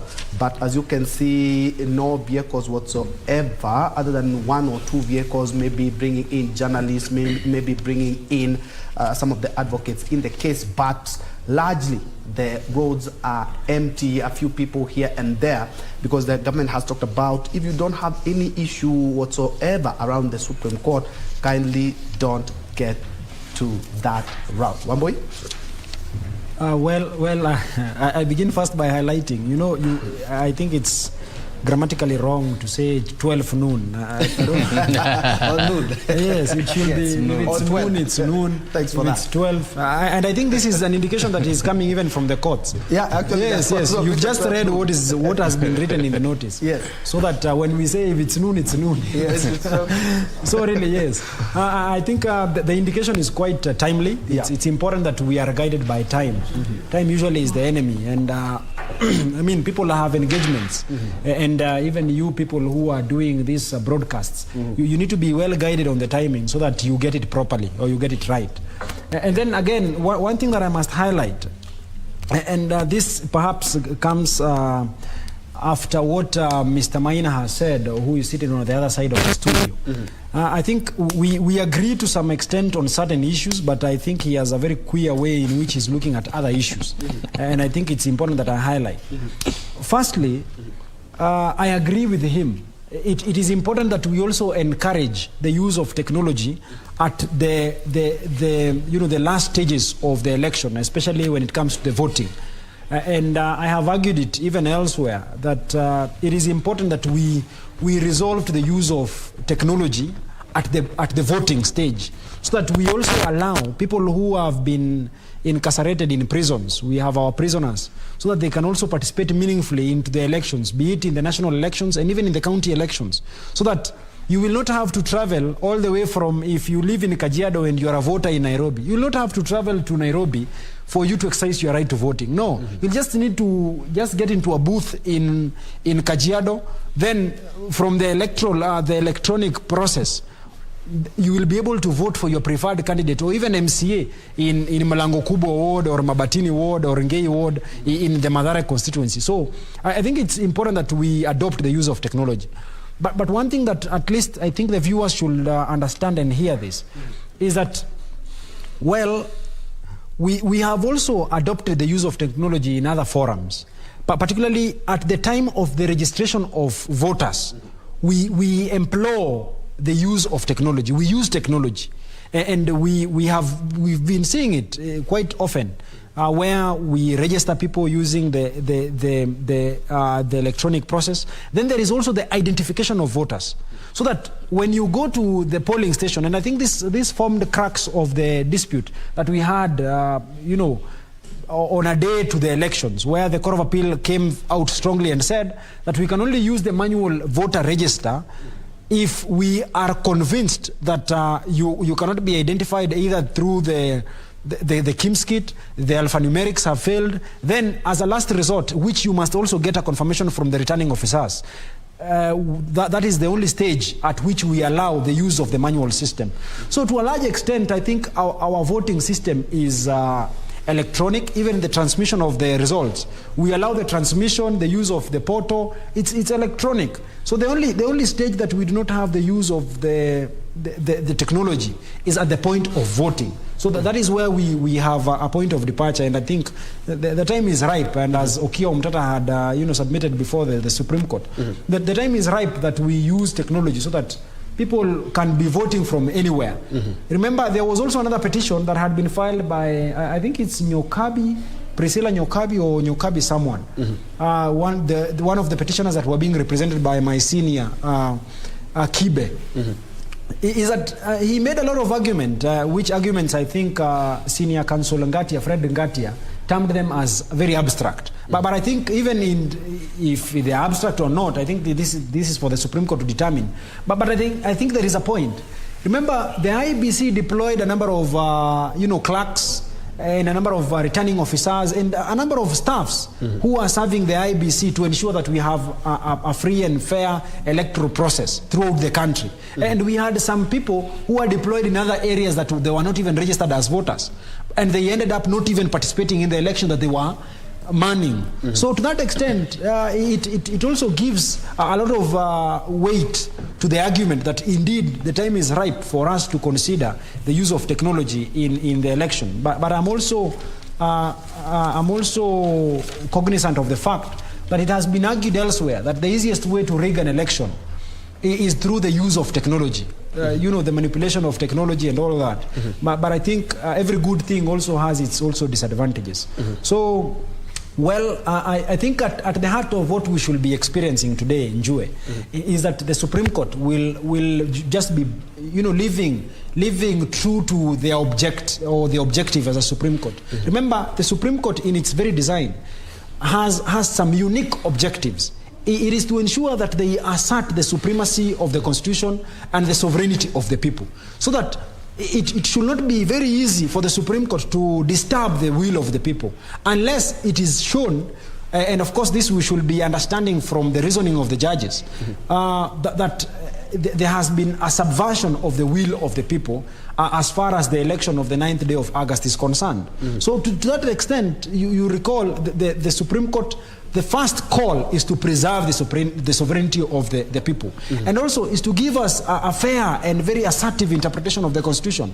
Remember, it is this court that has the sole responsibility of telling us what the law says, or what we think the law says is actually what the law is saying. So that you've been seeing lawyers reading the same section of the law or the same article of the law, but they have different interpretations. Indeed. Yes, so that You hear learned Professor Githu Muigai telling us when we have different contexts of the word commission, so that sometimes the word commission might not be meaning the commissioners. I mean, you see, all these fallacious arguments. So we have the judges have an uphill task in trying to decipher that, because we do not have any other people who can do that. And unfortunately or fortunately, the Supreme Court is the apex court. So the constitutional interpretation is what will stand. Indeed. But there is one thing that we must be at the lookout. Remember, on a number of occasions when the Supreme Court has been invited to declare some certain sections as unconstitutional, it has wringed its hands. It has refused to make those declarations, saying that the people or the court that has the first original jurisdiction or the first authority to declare certain sections or certain regulations as unconstitutional is the High Court.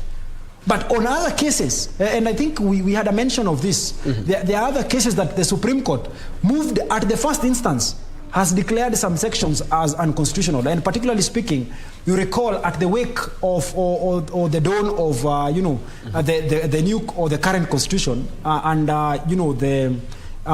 the creation of the Supreme Court, we had a special jurisdiction that was created for the Supreme Court, so that judges who had been removed or judges who had resigned because of their conduct in a certain matter, and the disputes had been determined, the Supreme Court had the jurisdiction, going by the previous constitutional, the Supreme Court Act. This is particularly speaking of Section 24, the one that was declared unconstitutional. They had the power to review files of judges who had been removed from office due to misconduct.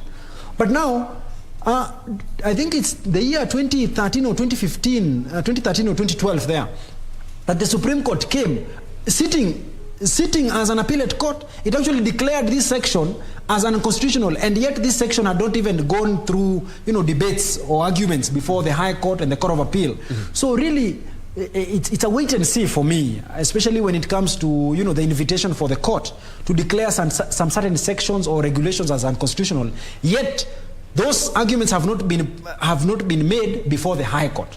So really, I think we are living in very interesting times. And one thing also that the citizens must know is that we might, we do not know, we might experience a situation where we have a divided court also, so that we have 4 or 3 against 4 or 5 against 2. And it's a good thing, because we've seen that happen in the BBI case. Yes, and the other case that the court has had the chance to listen to. Yes, it's a good thing. It's a good show of democracy.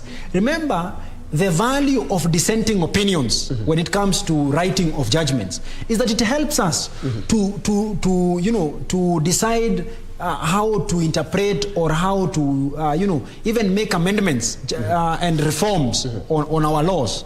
So that is the value of dissenting opinions. Really, they might not have any value when it comes to the final outcome, but really moving forward, they will have some certain value. And this is something that the court, that the people should be expectant of, and recall that the reason why the Constitution has proposed for an uneven number, an odd number of judges, is so that when there is a stalemate, it is very easy to break the stalemate. So that when we have 7, we will likely have either 3 against 4, either 5 against 2, either 6 against 1. So really, and that is the beauty about our constitutional design. Yeah, and of course, a little bit later I would come to Wakili Gesore, and it's a good thing, because it's good for Kenyans to understand that yes, indeed, it is a 7-judge bench, but each judge will be writing his or her own determination on the same. And still at the court, because you guys are officers of the court, and it's something that Okia Omtata raised, although it wasn't going to be in the submissions, but he said that, guys, if we have to be doing this digitally, then 14 days are sufficient to hear and determine a presidential petition. But looking at the time constraint, when this was filed, the petition was filed, the judges, the key point they talked about was a matter of time. They had to strike out some of the petitions, they had to consolidate some, and allocate very strict timelines. And Okia, in his submissions, he talked about if at all we're going to be doing it digitally, then 14 days are sufficient. And if we are not going to be doing it electronically, then 14 days are not sufficient. I would like to pick your mind on the same, Wakili. Thank you, Ben Troy. I think what Okia was trying to raise is a very important aspect which we need to rethink about. Because if we were to do this thing technologically or using technology purely, 14 days are even more actually, are even more, because by the close of the polling stations, at least by 12 we need to have the figures general, because it's just populating, automatically, and that does not take time. So the issue is Kenyans do not trust each other. Wakili Shadraki has raised a very important point that the easiest way to steal an election is through technology. We have Americans still complaining. I saw one American commentator in actually Fox News, if I'm not wrong, actually raised the issue that, Kenyans are brave enough to actually tackle issues which affected the election. But while here, we had Russians actually hack into our election process, manipulate the results, and we are not even comfortable talking about that. But then even, I think I saw somewhere in the American process, I think 12 Russians have been arrested in relation to election offenses. So that means the trust the trust deficit we have in this country is actually not only in Kenya, but everywhere else. I've told you of this the scenario in Philippines. So then, if we're going to go technologically, the way Ukiyo Mtata is saying, we need to be assured that this is going to be a foolproof process, whereby I don't need to start doubting that IBC could be playing games with my vote, or my candidate is actually going to be played at the end of the day because of elections, because of technology. So that is something which we need to walk ourselves through step by step, and we can start now.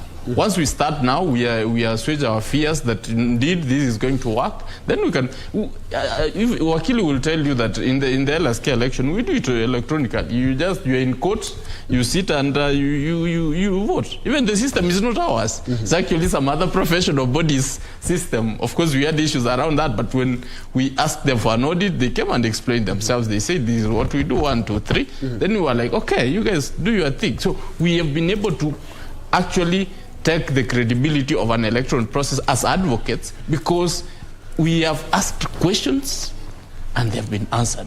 So it's until we ask Chebukati and team or IBC the questions which we want to ask for a technology process and they answer and we are satisfied, we will be able to give them the green light. But as long as Majanu will be telling us, I'm not aware, those things I'm hearing them now, it means the man did conduct a process of audit, or what is it called?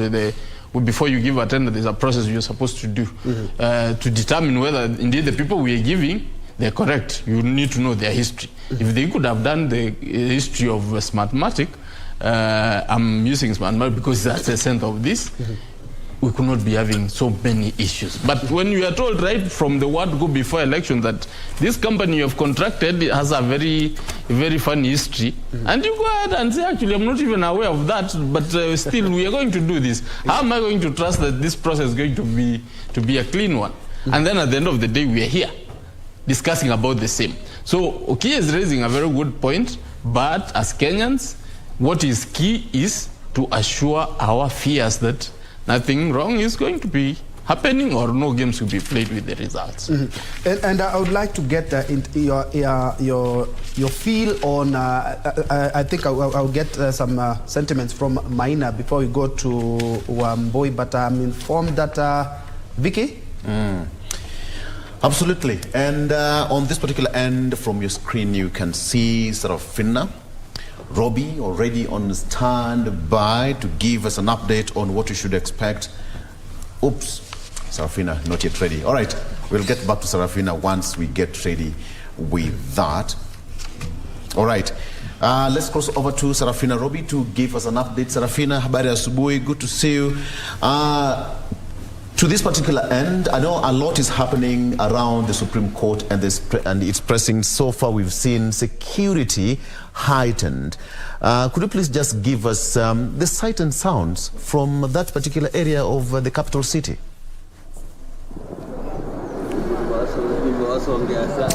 Indeed, a very good morning, Victor and Troy. As you've mentioned, the security around the Milimani Law Court, where the Supreme Court is expected to deliver its judgment at around 12 noon time, is very heightened, and only a few people are allowed to access this particular place so far. So many roads have been barricaded. So far, to the far end, at the National Library, one is not allowed to get in from that particular place, and also from the roundabout at Integrity Center. All the roads have been closed leading to this particular place, meaning that only a few people and the people that have been able to see are mostly lawyers representing different parties, as well as journalists and security officers on standby, just waiting to get to hear how the judgment will be delivered, whether they'll be able to uphold the declared results that were the presidential election results that were declared on the 15th of August, or they'll be able to nullify the results, whether they'll be able to give orders indicating for a retallying of the votes that were cast, given what was expected from the 7 petitions that were consolidated and had in a span of about 3 days. Thereafter, the 7-judge bench led by the Chief Justice Martha Koome retreated to go write the judgment, and therefore, as of today, we expect them at around 12, as they had said that come Monday in the morning, they'll be able to give us a notice indicating when they'll be able to give the judgment, and they've already done that. So at about exactly 12 noon, we'll be set and ready to get to hear the judgment from the 7-judge bench. And what we expect from these judges is that they might give their judgment unanimously, as it was in 2013, or they might choose to focus their judgment on the 9 issues that they had stated out, which included on whether the presidential result or the President-elect William Ruto was able to meet the 50+ as required constitutionally, whether all the regulations in regards to elections were followed, among other issues. So we'll be following up to get to see how they'll be able to make their judgment come 12 noon today, and so that we can get to understand then what will happen if they'll be able to declare or to uphold the results that had been declared. That means then that the President-elect William Ruto will be sworn in the few coming days. And if they'll be able to nullify the results, then this means that the elections, the presidential elections, will be held in the next 60 days. So that's what you're expecting right now, Victor. The situation is very calm here at the Milimani Law Court, where the Supreme Court is sitting. Back to you. All right. That is Sarafina Robbie there. Sarafina, you've removed your earphones. I would have asked you a question, but you're becoming smart there. All right. Let's cross over to Junei Karisa, who is in Mombasa. Junei, to give us an update as well. Junei, good morning from the coastal city of Mombasa. What is happening down there, Karisa?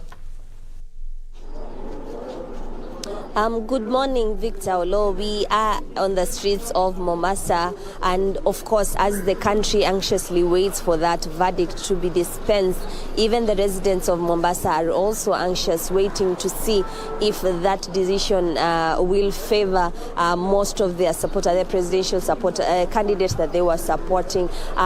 During the August 9th elections, after the pronouncement by Chebukati, Mombasa County did not witness any celebratory activities majorly, because it is perceived as an ODM stronghold. So the fact that Raila Odinga was not declared the winner, of course you'd see that Mombasa County did not enter into a celebratory mood. So perhaps today, if the decision by the court is nullified, is upheld from the petitioner's side, then of course maybe this county can enter into a celebratory mood. But let me not preempt what these residents might say. Let me just engage a few of them to just give me some of their expectation, even as CJ is expected to give a definite ruling later on in the day. Tuambie jina lako na tuambie matarajio yako. Jina langu ni Rafael Odienyo Kaya. Mimi ni mkazi wa Ziwa la Ng'ombe, eneo la Nyali. Sasa hivi naongea jijini Mombasa, Mwembetari. Kwa kusema kweli, tumerespect Supreme Court judges, and more so tumerespect Mama Martha Koome na wale wenzake 6. Sisi katika Mombasa tuko tayari, na our expectation ni kuwa tunataka ile kitu tunaita transparency, accountability, kumaanisha ni ukweli, kwa sababu wao katika court wanajua kila kitu na wale ni wasomi kutushinda. Kwa hivyo ile kitu tunatarajia ni haki na ukweli, na bila haki na ukweli nchi hii sioni ikienda mahali, kwa sababu kura tulipiga na tulirauka na tulikuwa na ukweli na tulijua mshindi ni nani. Kwa hivyo hata wao wanajua mshindi ni nani. Tunataka mshindi leo ili Kenya endelee, na bila kutangaza mshindi basi naona kama Kenya inaweza kupasuka, na ikipasuka itapasuka nao watu 7. Hatuombi hayo, lakini kuna vipengele tofauti ambavyo koti itakuwa inaamua. Wewe kama mkaaji unataka kipengele gani ambacho kiweze kizingatiwa, hususan manake kuna zile fomu ambazo zilipokuwa pale, kuna masuala ya Chebukati kutofata sheria kulingana na yale matamshi ama kumtawaza kama rais, naibu wa rais William Ruto kama rais mteule. Niambie tu, kuna kipengele kipi ambacho ungeona kingeweza kuangaziwa kikamilifu? Very well. Article 80 bracket 4 inasema iwapo kura imeharibika na tumepata ni yule ameharibu, hakuwa mshindi, na katika hicho kipengele inasema yule mshindi apewe certificate papo hapo bila kuchelewesha. Kwa hivyo wewe utaki tuwafanye uchaguzi mwingine? Uchaguzi mwingine italeta vurugu, kwa sababu tumetoka kwa corona, uchumi ni ngumu, watoto hata wametushinda, chakula imetushinda kununua. Kwa hivyo hatutaki turudi katika uchaguzi. Yule mshindi awe declared, Kenya endelee mbele. Asante sana, asante mzee. Njoo tu nielezee tu pia wewe, nipe vipengele ambavyo unataka Supreme Court iweze kusema hii leo asubuhi. Angalia tu mbele hivi. Anza na jina lako. Kwa majina naitwa Samuel Okoth Kwama. Mimi kwanza nashukuru Mwenyezi Mungu vile ameleta amani. Tangu tupige kura, peace imeprevail. After peace prevail, tunataka justice. Truth and justice must prevail. Ndio Kenya itapata haki. Na iko wimbo ya taifa inasema haki iwe ngao na mlinzi wetu. Tusicheze na haki yetu. Tulipiga kura, iko vipengele hapo. Kama mshindi itapatikana na Raila Amolo Odinga, kuna haja tu renew election. Apewe certificate hapo. Ile Chebukati tupuliwe mbali. Kwisha maneno. Kwa hivyo wewe hutaki uchaguzi mwingine? Hakuna, it's a waste of time and a waste of energy and a waste of resources. Asante sana. Dadi, wewe nieleze tu, je, wewe ni kipengele kipi ambacho pengine ama matarajio yako siku ya leo katika uchaguzi? Mimi yangu ni kungojea uamuzi wa koti. Usubiri uamuzi wa koti. Maana naamini, nina imani ya kwamba watatoa uamuzi wa busara wa kujiridhisha, maana nchi ina amani kupitia maombi, nchi ina amani na hakuna vurugu itatokea, maana Mungu yuko juu ya nchi ya Kenya. Ungewaambiaje pengine wa Kenya wanaposubiria? Wa Kenya nawaambia wawe na amani, watulie uamuzi wa koti. Watakapoamua tutaendelea na maisha. Asante sana. Niambie jina lako na pengine matarajio yako hii leo. Mimi kwa majina naitwa Paul Tocho. Matarajio yangu ni kwamba tunatamani kujua uwazi kwa wapi.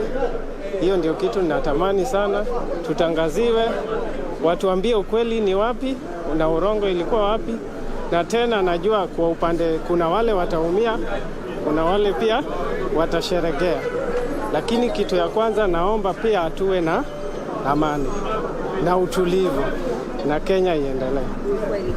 Pengine kuna vipengele kidogo ambavyo vinaweza kuangaziwa wakati koti ambayo itapeana ruling yake. Wewe kama mkaaji ungetaka kipi ambacho kiwezi kiangaziwa zaidi kwenye ile ruling ambayo itakuwa inatolewa? Kwanza kwa hii ruling kitu ningependa tena kama hao majaji watatuambia in case kama itakuwa nullified, ni IBC ndio wataendelea hii IBC ama kutakuwa na tume nyingine ambayo itachaguliwa kuandaa hii uchaguzi? Because kama itakuwa nullified, sisi hatutakuwa na uaminifu na IBC na lazima iende, na sasa hao ndio watatuambia which process are we supposed to take. Na pengine uhamasisho wako kwa Wakenya ama wakaaji wa Mombasa wanaposubiria ruling hiyo? Hapa naona kila kitu is stand still. Naona watu wanaongojea, hata ukiangalia maduka zingine watu hawajafungua kwa sababu kila mtu anajua itafanyika saa ngapi. Hata mimi mwenyewe niko hapa na ngoja itakuwa saa ngapi ndio ifanyike. Hapo ndio najua kila kitu itakuwa imechukua nafasi yake. Asante sana. Hayo tu ni Victor Olo. Those are just some sentiments of the residents of Mombasa. It is an anxious mood really, and of course we have not seen many business premises opening up as they would, because at 8, as soon as 8 o'clock, most businesses are usually open in Mombasa County. It is expected, some of their sentiments are expected, seeing that ODM is a major stronghold in Mombasa County. They are anxious, they are waiting for the ruling of the 7-bench judge. One thing, they are saying that they do not want a rerun. Number 2, they want the announcement and the pronouncement by the court as to who won, so that the country can move forward. Number 3 is a clarion call for peace, even as we wait. And we are following up with this day's events. Hopefully no major incidents, of course, will be reported, but the security apparatus are on high alert. So Victor Olo, I'm handing it back to you in studio as I continue having a cup of tea with the residents of Mombasa on their feel of the Supreme Court ruling. Carissa, talk of tea, I can see some 2 gentlemen taking their breakfast behind you there, making us feel so hungry in the studio. But just a quick one, how is the business situation in the coastal town of Mombasa, basically, in 1 minute?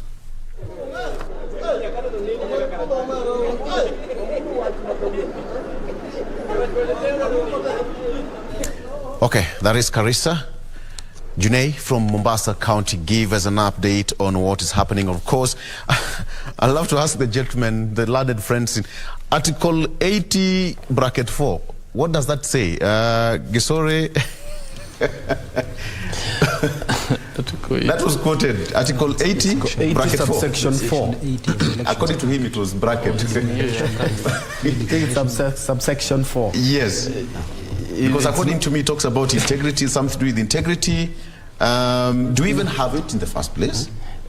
Victor, I'm not sure which one you're asking, because the one I think which we should be looking at should be the Elections Act, Section 80. Yes. Yes, that one is the one which is talking about the tallying, whereby somebody can be issued with a certificate. Yes. But this is a presidential election. I don't think we should be able to be talking about the Elections Act because we have a constitution which clearly demarcates what a presidential election should be, and should be able to address some of those issues. So if we are going to actually abandon the constitution and start looking at the Elections Act, I think we will be going a step lower.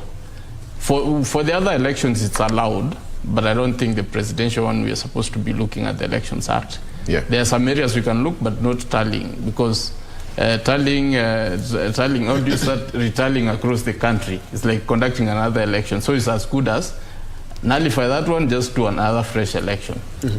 Yes, that's I think the most important. Still on that, perhaps Vicky, there's something that has been raised by one of the guys. Ignore where sometimes they are mentioning some of the laws that are not in existence, but there's something that has been raised by one of the guys that Junei has been able to interview, and asking, yes, they're keenly following up, and we know very well it's either annulling or affirming, but they're talking about, okay, so if we are going back to the ballot, are we going back with this damaged vehicle that is IEBC?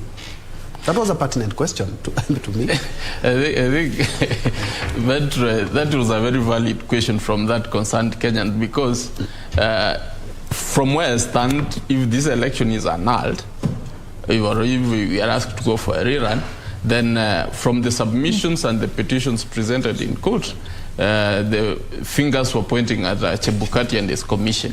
We have a section of the commission already saying, we're not interested in this job. This work was shoddily done, and we can't take ownership of these results, and they were quite opaque. So there's a sense in which I see that these commissioners could actually not be even interested in their job, for starters. Secondly, we have Chebukati, who has been accused of a lot of things. If the election is annulled, is on those things.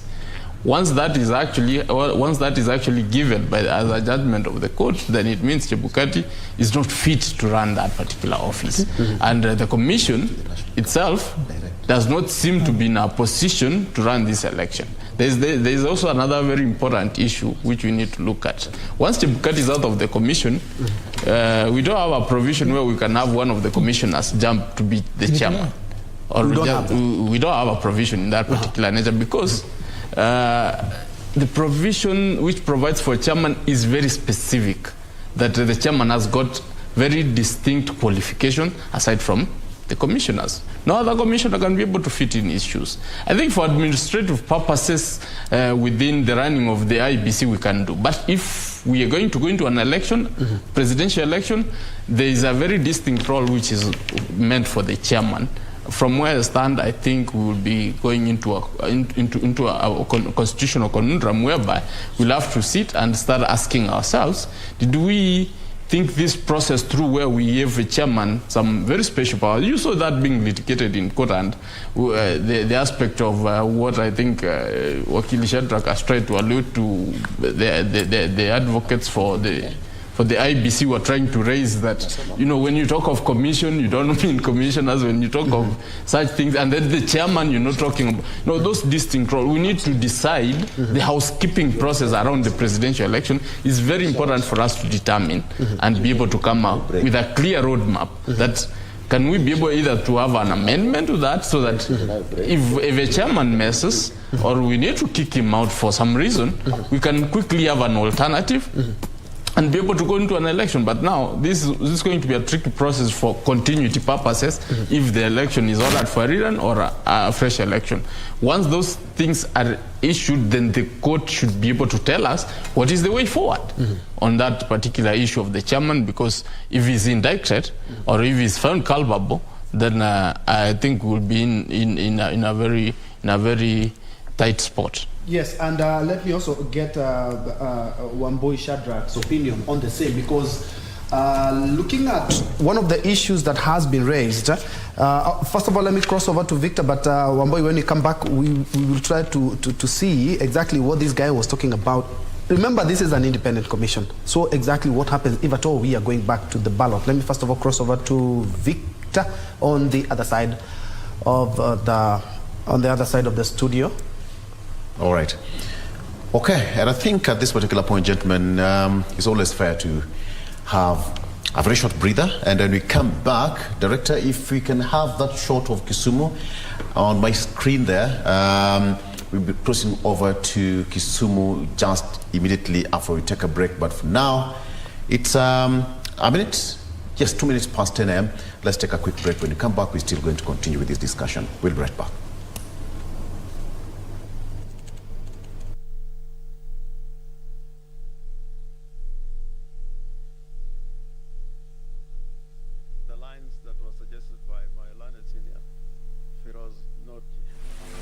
Impunity must be punished.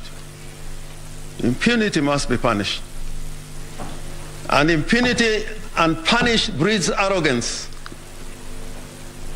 And arrogance leads to arbitrary exercise of power. Where it is established that a state officer is subverting the Constitution and the rule of law, the court's hands are not shackled by procedural niceties. This is the beauty of this Wanjiko Constitution that we have.